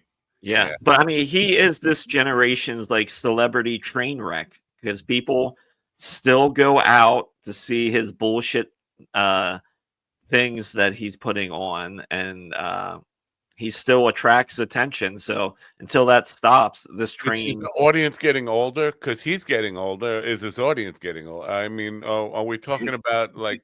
No, just dumber, not older, just dumber. Yeah, I'm not sure what's going on. Like that people. I get that he made some songs that were not bad, but I mean, for him to keep claiming that he's a genius and things like that, it's when you get into that realm, it's like, yeah, you're really not a genius. You got other I don't issues. think anybody in the music world is a legitimate genius. If you were, you wouldn't be making music. You'd be splitting the atom or whatever. Oh, genius is the most overused word in creativity. So enjoy your autism with Yi. Yeah. Oh, that's still in there. Whoops. Here we go. Eliza Schleichinger is going to have a new special dropping in March on Prime on March 11th. So be on the lookout for that. If you've never seen Eliza, she's very funny, and she's a kick-ass stand-up. So that's coming to Prime. She's you guys have never been in a green room with her? No. Anybody who has would not have anything nice to say about her ever. Apparently, she's kind of a diva. Makes people walk her dog, watch her dog, whatever. She treats everybody like they're below her. How tall is she? Huh? How tall is she? She's 4'3". Oh, then I'm not. I'm above her then. No. But I'm below her. Apparently not a nice person. From everybody I've talked to who's ever been within a few feet of her. Yeah, but if she's funny, maybe her funniness outweighs her personality. Well, I know her manager, and he said he was going to have her on the program many, many times. He's kind of, oh yeah, we'll get her on soon. We'll get her on soon. This has been going on 7 years now. Have you tried walking her dog? I'm not walking her dog. If you get her on the show, I'll walk her dog for her. I don't think so. I don't think you'll do it. I will walk her dog for her, but she has to bring her dog to within a 4-hour drive of me. I'm not driving 4.5 hours to walk her dog. All right. So obviously I thought she was funny when I asked Tom to get her on the program. But after hearing all those things, it kind of jades you again. So now I can't really watch her without thinking about everything I've ever heard about her, which was negative stuff. So, all right. You heard negative stuff about me, and you still have me on the show. Right. Actually, nobody knows who the fuck you are. No, that's not true. I did hear negative stuff about you recently from that guy who bashed all of us. But I felt, you know what? Probably. Yeah, I mean, I don't know if those stories are true, but I mean, it doesn't surprise me. I mean, you hear stories about every performer. How some are okay and some are bad, but I don't know. It kind of makes sense why a lot of comics could turn out to be terrible people, because it's a shitty business and it breeds shittiness. But I mean, that's entertainment in general. Let's be fair. 100%. Howie Mandel apologizes to Bill Burr and Billy Corgan over the surprise stunt. I guess. Way to go, wuss. Yeah. So. Pussy. Who knows and who really cares, I guess, but he has apologized. Well, what matters is, do they care? Do Burr and Corgan care about the apology? That's all that matters, and they probably don't. No, I mean, Bill Burr already, lit him up already, right after it happened, and he even said he wasn't really mad at Mandel for doing it. He's like, yeah, I get it, and but. To paraphrase Burr is like, how am I going to get mad at a guy who walks around his own house and won't touch his curtains? Right. Yeah. So that's a fair assessment. But he has enough money to have other people touch his curtains for him. Yep. Pornhub. Enjoy the suffering and gather the family around so you can all watch it together. All right. I got a little more showbiz. Well, like to say, the family that hubs together rubs together. Right. That's show business for you, ladies and gentlemen. I got a little more showbiz. One more story I'd like to talk about. Do we put the glasses back on for it or what? No, you don't know. Okay. Natalie Cuomo. You familiar with Natalie Cuomo?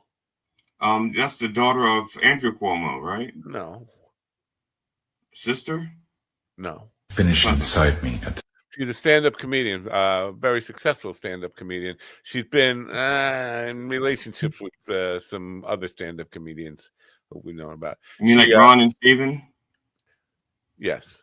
She was doing a set, I think it was a Comedy Cellar, packed room, and some guy was heckling her. And the clips were making rounds. Now, every guy who saw the clip, every guy comedian is is basically bashing her, saying she took the L in that exchange. Every female is saying this rocks the world. She's like a badass moment for her, and she won it. But basically, what happened is the guy in the front row is heckling her, and then she starts giving some back to him, and he said something about, "I'll just take the mic. You could leave." And then she gets down low and she said, "Look me in the eye." And she said, basically, all these I'm playing a packed room. This is my last show of the weekend. Everybody here is to be supportive, and you are saying mean stuff to me. Look me in the eye, motherfucker. And the guy couldn't look her in the eye. Then he was being called out. But she kind of laid into his ass, like, don't do that shit here. And basically, you can leave, get out. And so, but that clip came out. Now, every guy who sees that is like, oh, she's just not funny. She can't handle crowd work, whatever. And to me, I was the one of the few dudes that said, fucking right on, man. Look me in the eye, motherfucker, and say that to me in my eyes. And, that's the test. You can tweet shit out. You can yell shit from the back of a room. But when it gets real face to face, if you can't say it to me then, you're a fucking pussy. And that's what she did to the guy. She added Good. Yeah. That's what I think. Yeah, I mean, I think she should have done a Cat Williams thing. And I'm just teasing. What the fuck? Why would y'all share? How old is that Cat Williams thing? I don't know. I don't. Apparently, according to the video, which I didn't really look whole much into it because I was just dumbfounded by the video. But according to that video, that was recent. But he does. But he has these interactions a lot with people. See, it's fun because there's this, I guess, comedy manager producer guy out in LA that he and I sometimes have differences of opinion, and I had a very low opinion of Cat Williams as a performer. I just don't think he's funny. I think he's animated, and I think he's has these moments. I don't think he's a very good comedian. But I mean, this just exemplifies it. And look at this. Is this Cat Williams here? No, yeah. This is Natalie Cuomo. No, it's from that video here. I looked it up on the YouTube, and it's saying a post date of August 31st, 2011. Wow. Why is that now? I can roast you too. Wow. Yeah, that was.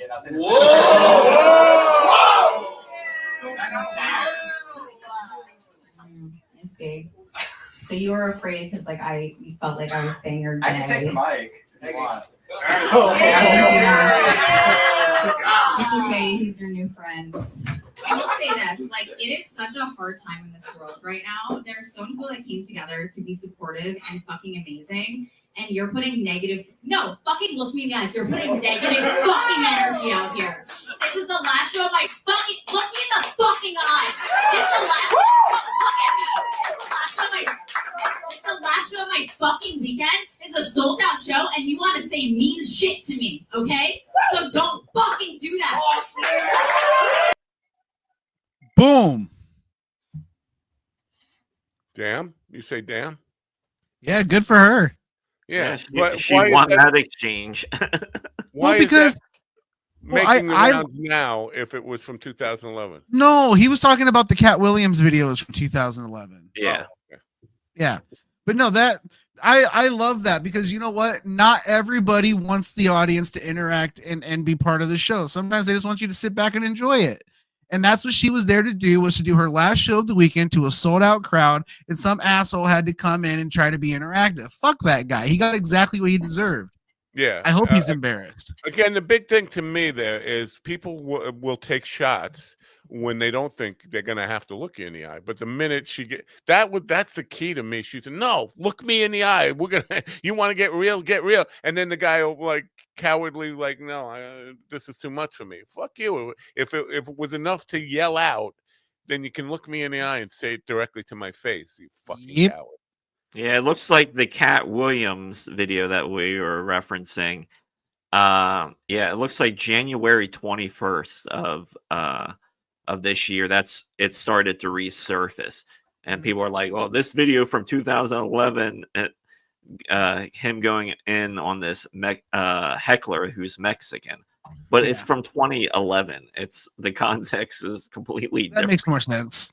Yeah, but the thing that gets me is, why do you think? And listen, all the male comedians who are bashing her, nobody you would know the names of. Nobody, nobody who's on like a major level be up above her on this stuff. Why do you think it's divided sexually on gender based here? I don't. Where guys hate her or just trying to put her down, and the women are like, she's a hero now. I don't know. I don't understand. Again, as a comic, I think what she did was fucking awesome.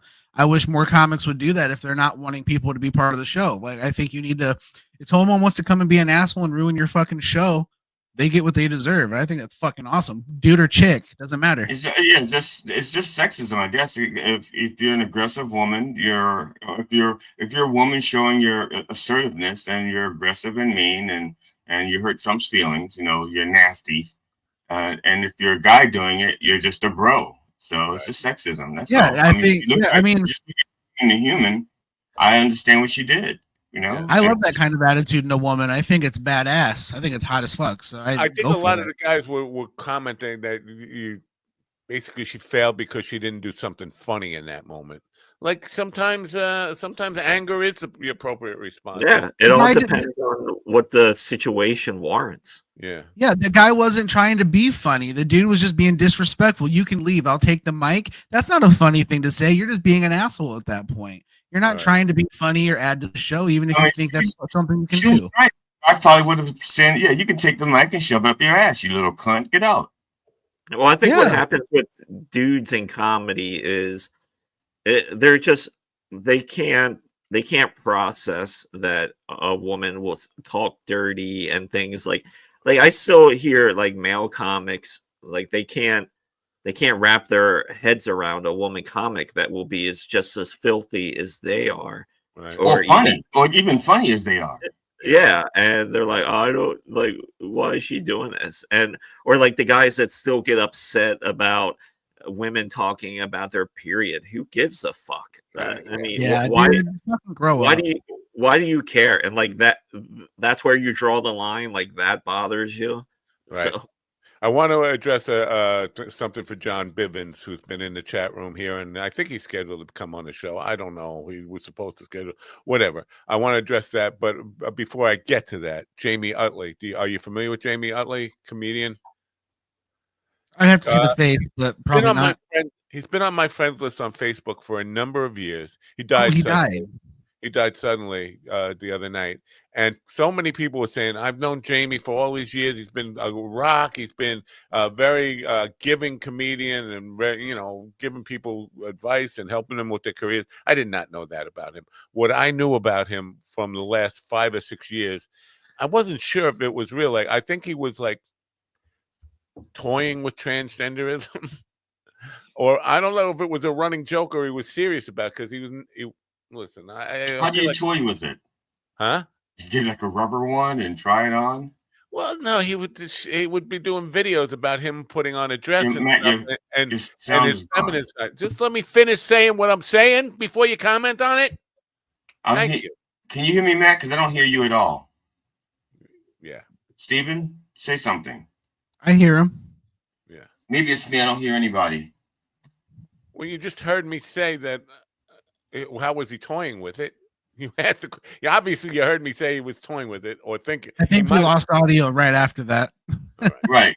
I got it back. It was me. So basically, why I'm saying I think he was toying with it is because I don't. It feels like I'm being mean to the dead, and that's not my intention here. But he's like me, like you can't imagine him as an attractive woman. But then he's putting on like feminine stuff and dressing up, and you're like, dude, you can't think you're passable. This would be like me putting on a dress. Like that would be funny, right? Because I'm so fucking ugly. There's no way anybody could actually. It would be like Milton Berle. It'd be hot. It'd be like Milton Berle wearing a dress. You could not think that I was being serious about this, right? Or it would be hard to think of me seriously taking myself as a woman. That's what with Jamie. I mean, so he would be out like in department stores and trying on women's clothes and all this stuff and talking about. But you look at him and say he can't be serious about this.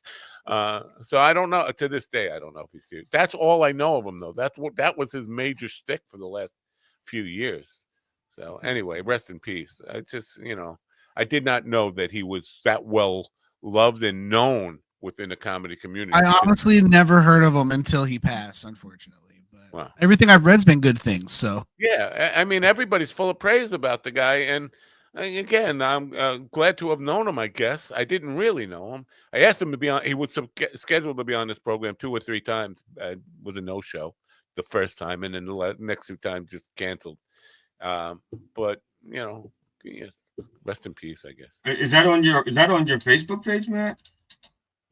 Oh yeah, probably.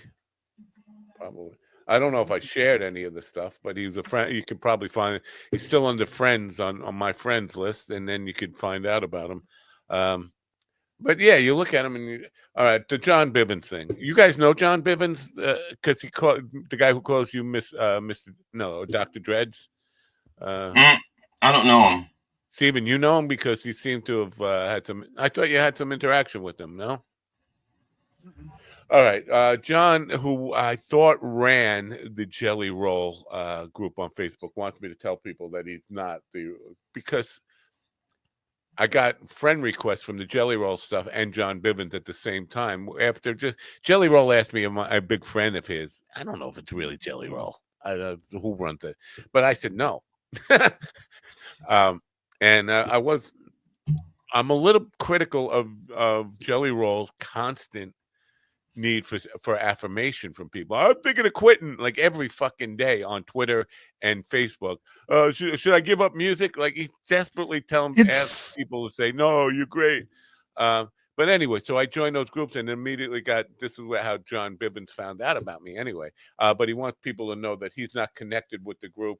He just knows of Jelly Roll from his music. Hold on.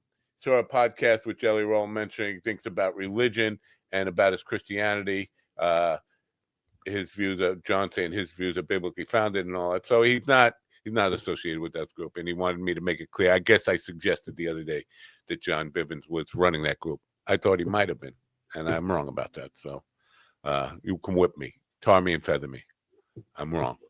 Well, What's Jamie's last name? Jelly Roll's a mid artist anyway, so he's definitely a weird dude. Like, I mean, to be as successful as he is right now, because he is, he's selling out arenas and stuff. But to be constantly asking people, should I give up? That's just a weird thing, right? Yeah, you're touring with Eminem. You're making songs with the biggest names in the music industry, and you get your feelings hurt because people call you fat. Look at your wife. Your wife's a babe. You got all the money in the world. You got all the success. Fucking quit being a baby. Right. Yeah, it doesn't make sense why you would be that insecure that every day you need people to tell you, no, keep doing it, man. You're great. I love you. So, and then I'm not sure because I got this DM from Jelly Roll. He said, are you a huge fan of mine? And I said, no. No. What are you going to do with that? What does he want me to say yes? Does he need me to say yes? I mean, no, I know who you are. Maybe that would have determined if he came on the show. Way to go, Matt. I just don't know. No, dude, that's a weird thing to ask anybody. Right? Are you? Regardless of how big you are you a big fan of mine? What? Fucking what? Yeah, not now. No, I don't even ask my wife that. Right, and I know what my wife will say. I can tell you, I probably should have answered it this way. I was a bigger fan before you asked that stupid question. Hindsight is 2043. Yeah. So anyway, so Jamie Utley, rest in peace. John Bivens is not. I think I clear up everything I need to clear up here. John Bivens is not associated with the Jelly Roll group, but somehow was in that group and decided to say hello to me. So, any other questions?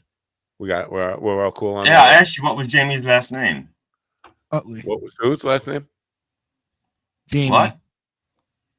Who? What? What? Your friend that died. James Utley. Oh, Utley. James. Jamie Utley. Let me see if I could. Hey, at least we know this. This deal in Gaza will make everything good. Oh, by the way, one last thing on John Bivens. He says, tell Dr. Dreads I said hello and keep on rocking that silver. It's smooth. Keep rocking the silver. It's smooth. Well, technically, it's not silver. It's clear. My hair is transparent. So now you're angry? Are you No, angry? I'm just saying it's not You're a little silver. angry. It's You seem clear. a It's little upset. transparent. It's a misconcept that I have gray hair. I have no color in the hair that appears to be. Silver is worth a lot more than gray, right? You can actually get. It's not gray. It's transparent, like fiber. It has no color. So you're angry. No, I'm clarifying. You're clarifying with an angry tone in your voice. Can you say it's not an angry tone? That's my clarifying tone. It's the same tone I use with children when they make a mistake, and I want them to understand the difference. Oh, so you're being stern. I'm being Howard adult. Stern? I'm being parental. John's not a child. He doesn't need, and I'm not. I've never met John. I do not know. Well, you're trying to correct him in a very parental way. You just said parental way. And yes, parental does not mean you're dealing with. You actually called him out the other day. You said, "Say that to my face, motherfucker." Well, GD's everyone's uncle now, and he goes around going slapperty, and giving out advice. So, right. That's what he was just trying to be friendly with you, just busting some chops, and you kind of got in his face. And you did a Natalie Cuomo on him. You got down low and said, "Look me in the eye, motherfucker." No, because first of all, I'm not going down low on another man. Oh. You did when you gave me a hug when we met. No, I lifted you up. No, you did not. I lifted you up. I said, "Come here, you teddy bear," and I picked you up and I gave you a big hug.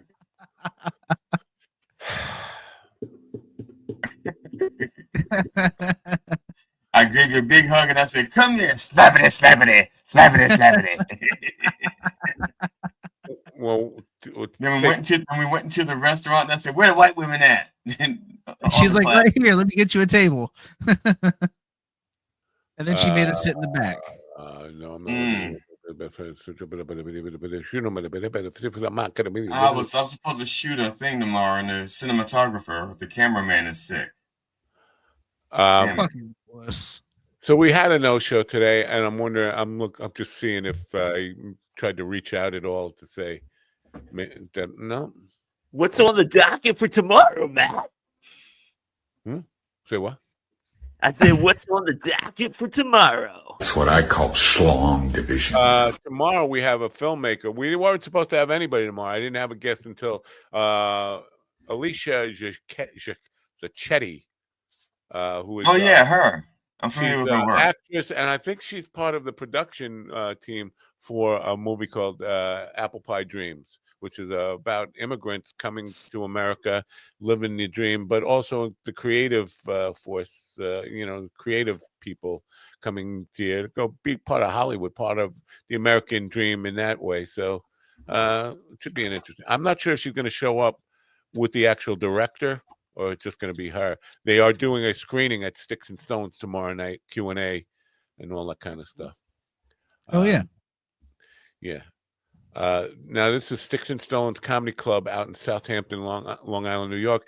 This is where they're going to have the Hamptons Film Festival in the summertime. Jackie will be doing a screening of his movie and a Q&A. And there's a chance, a very good chance at this point, that we will be doing a live podcast in front of the rich people in the Hamptons for the Hampton Film Festival. So there's that. All right. Anything else we got to talk about here today? I'm seeing all sorts of shit going on here in my emails, but not that. Nothing from the guy who was supposed to be on here, Chris Pennison. Son of a bitch. Yeah. I'll check later. There's more. I've got so many fucking. You guys don't get this many fucking emails in a day. You know what's crazy is Vic Legina showed up, awake, ready to go, full of energy, tons of fun. At 6 a.m. at his time. Yeah. Yeah. And we can't get any. And some of these other people, fucking stupids. I can't imagine being up at 6 a.m. doing this. I really can't. It's hard enough for me to get up by 9 o'clock. Dude, I know. I set my alarm for 8:30. I got up at 8:50. Okay. It's getting harder every day. It looks like Chris rescheduled. Oh no, this event had been canceled. He just canceled it today. It says family emergency. Okay, so we have a reason he didn't show up. Family emergency. Okay, I guess. Yeah. All right then. It would have been good for me to know that in advance. Like advance. Well, if it was emergency, he would have known in advance, right? I mean, before I get to start on the show. I mean, when was that? Let me see when that was. His hands were soft and supple. You got to learn to schedule your emergencies accordingly. You know. Right. Yeah. No. Make them convenient.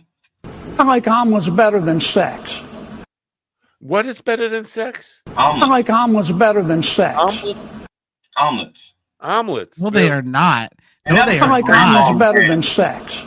He went on for like a minute and a half just so he could say, if you want to make an omelet, you have to break a few eggs.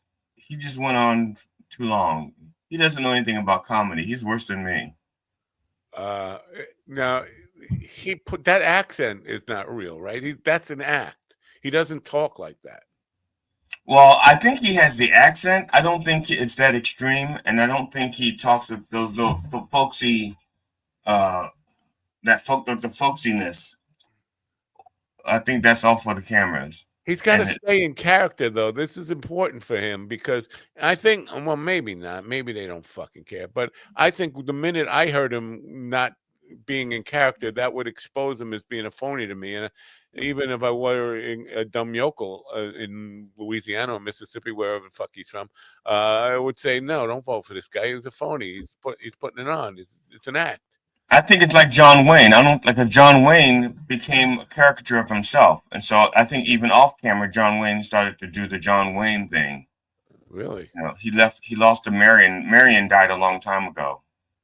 You know, the more that I read about this whole Gaza Strip thing and us wanting to take over the land, it just reminds me of the plot of Total Recall. Like, I could see us trying to do this, and it's just terrorist attacks every fucking day. And then Trump opens up his belly, and you see Quato. Yeah. Quato. Only he opens his stomach, and it's musk.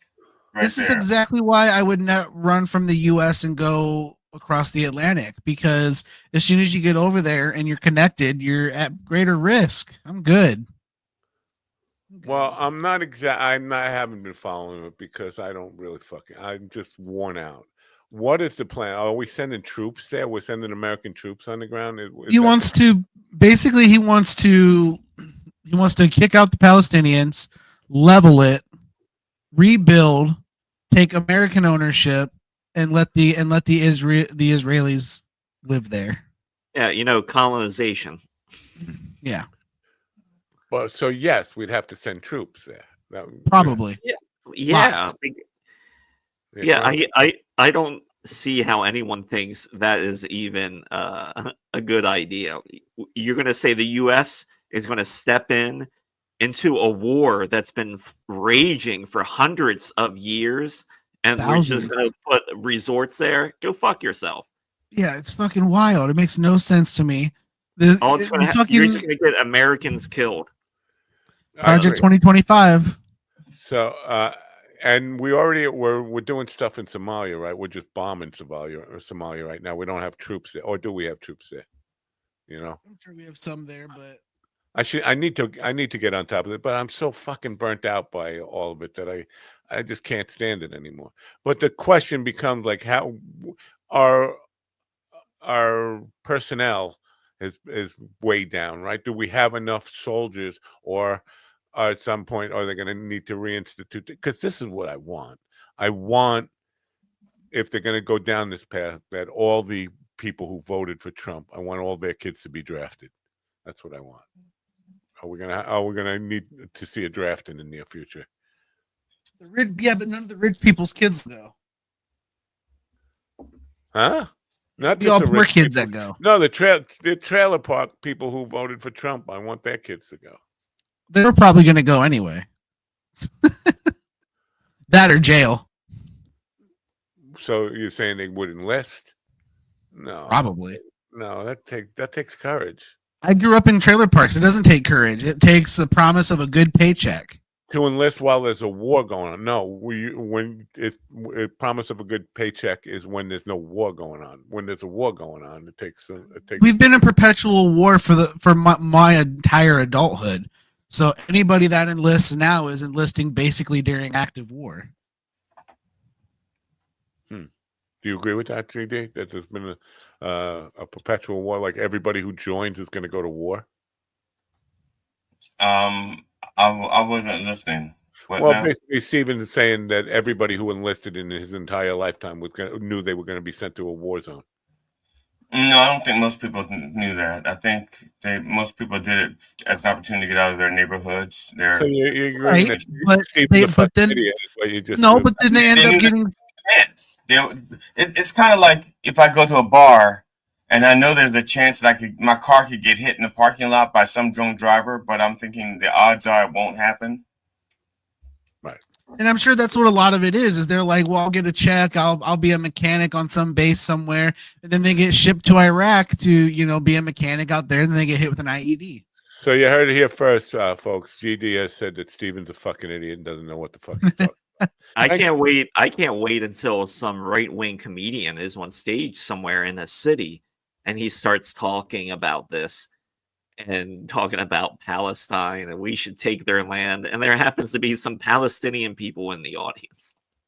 Yeah. Let the good times roll.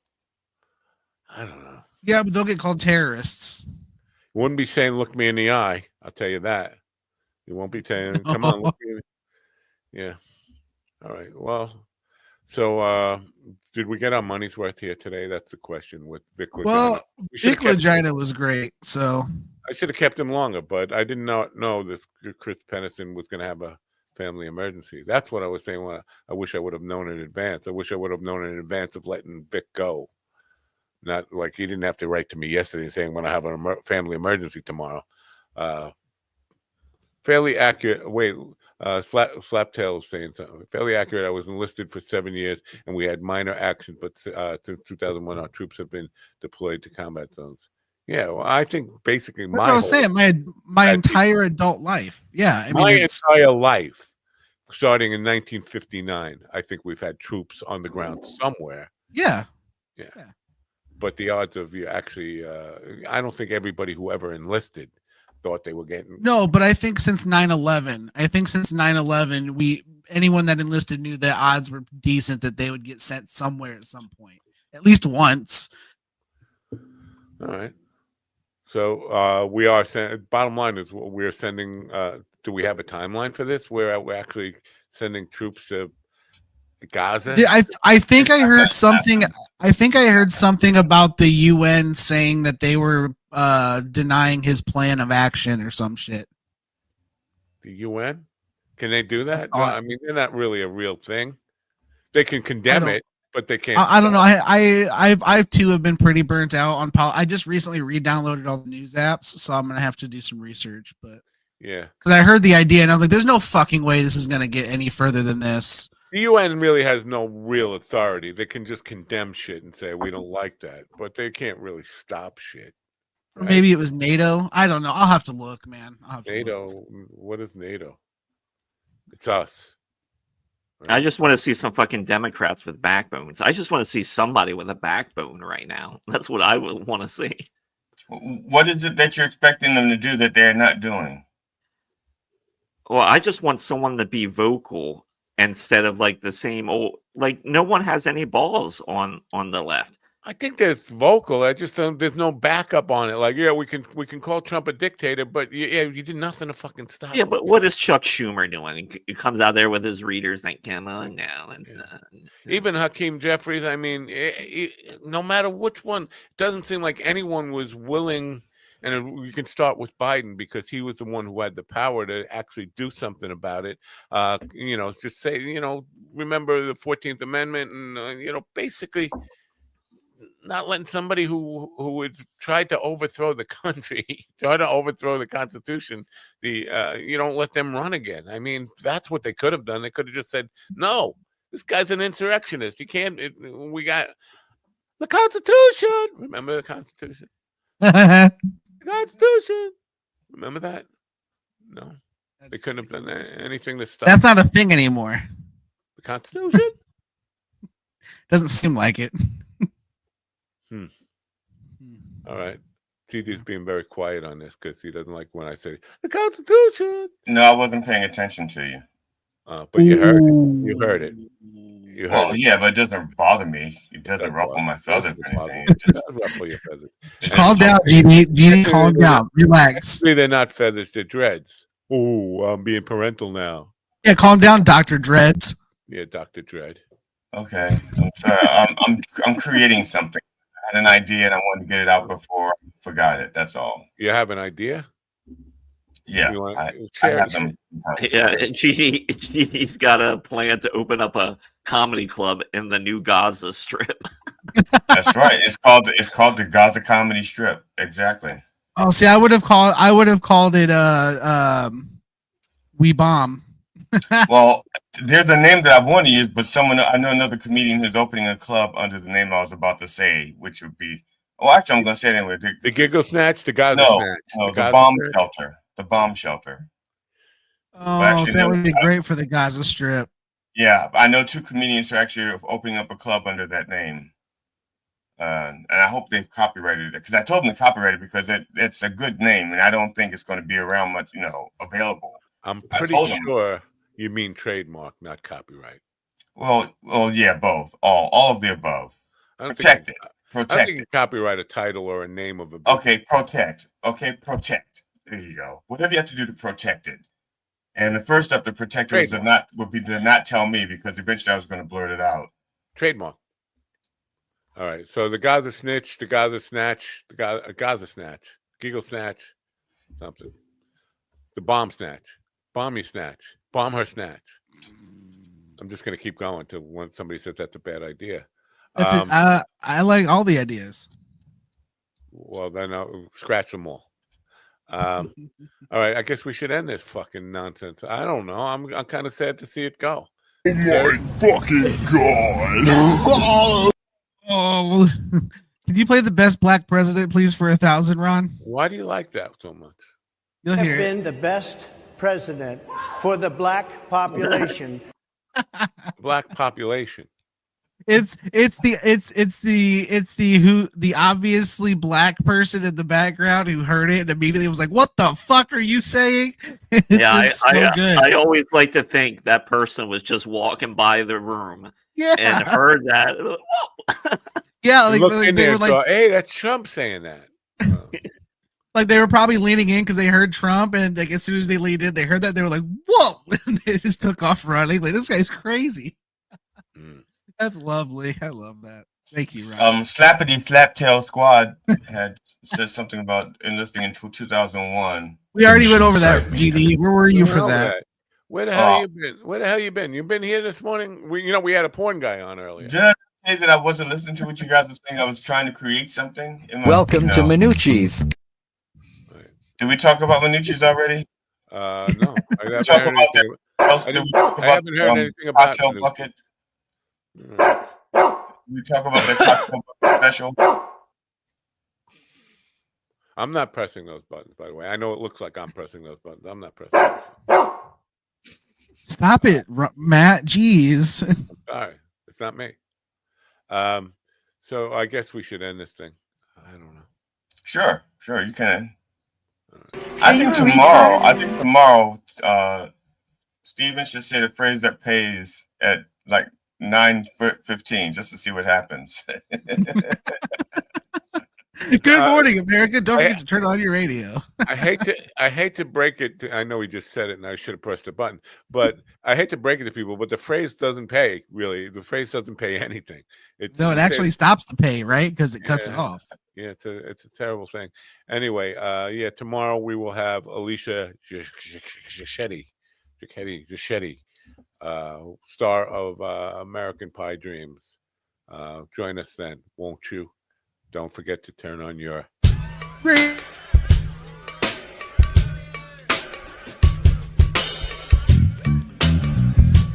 Finish inside me. Finish inside me. That's what I call schlong division. Finish inside me. That's coming for you!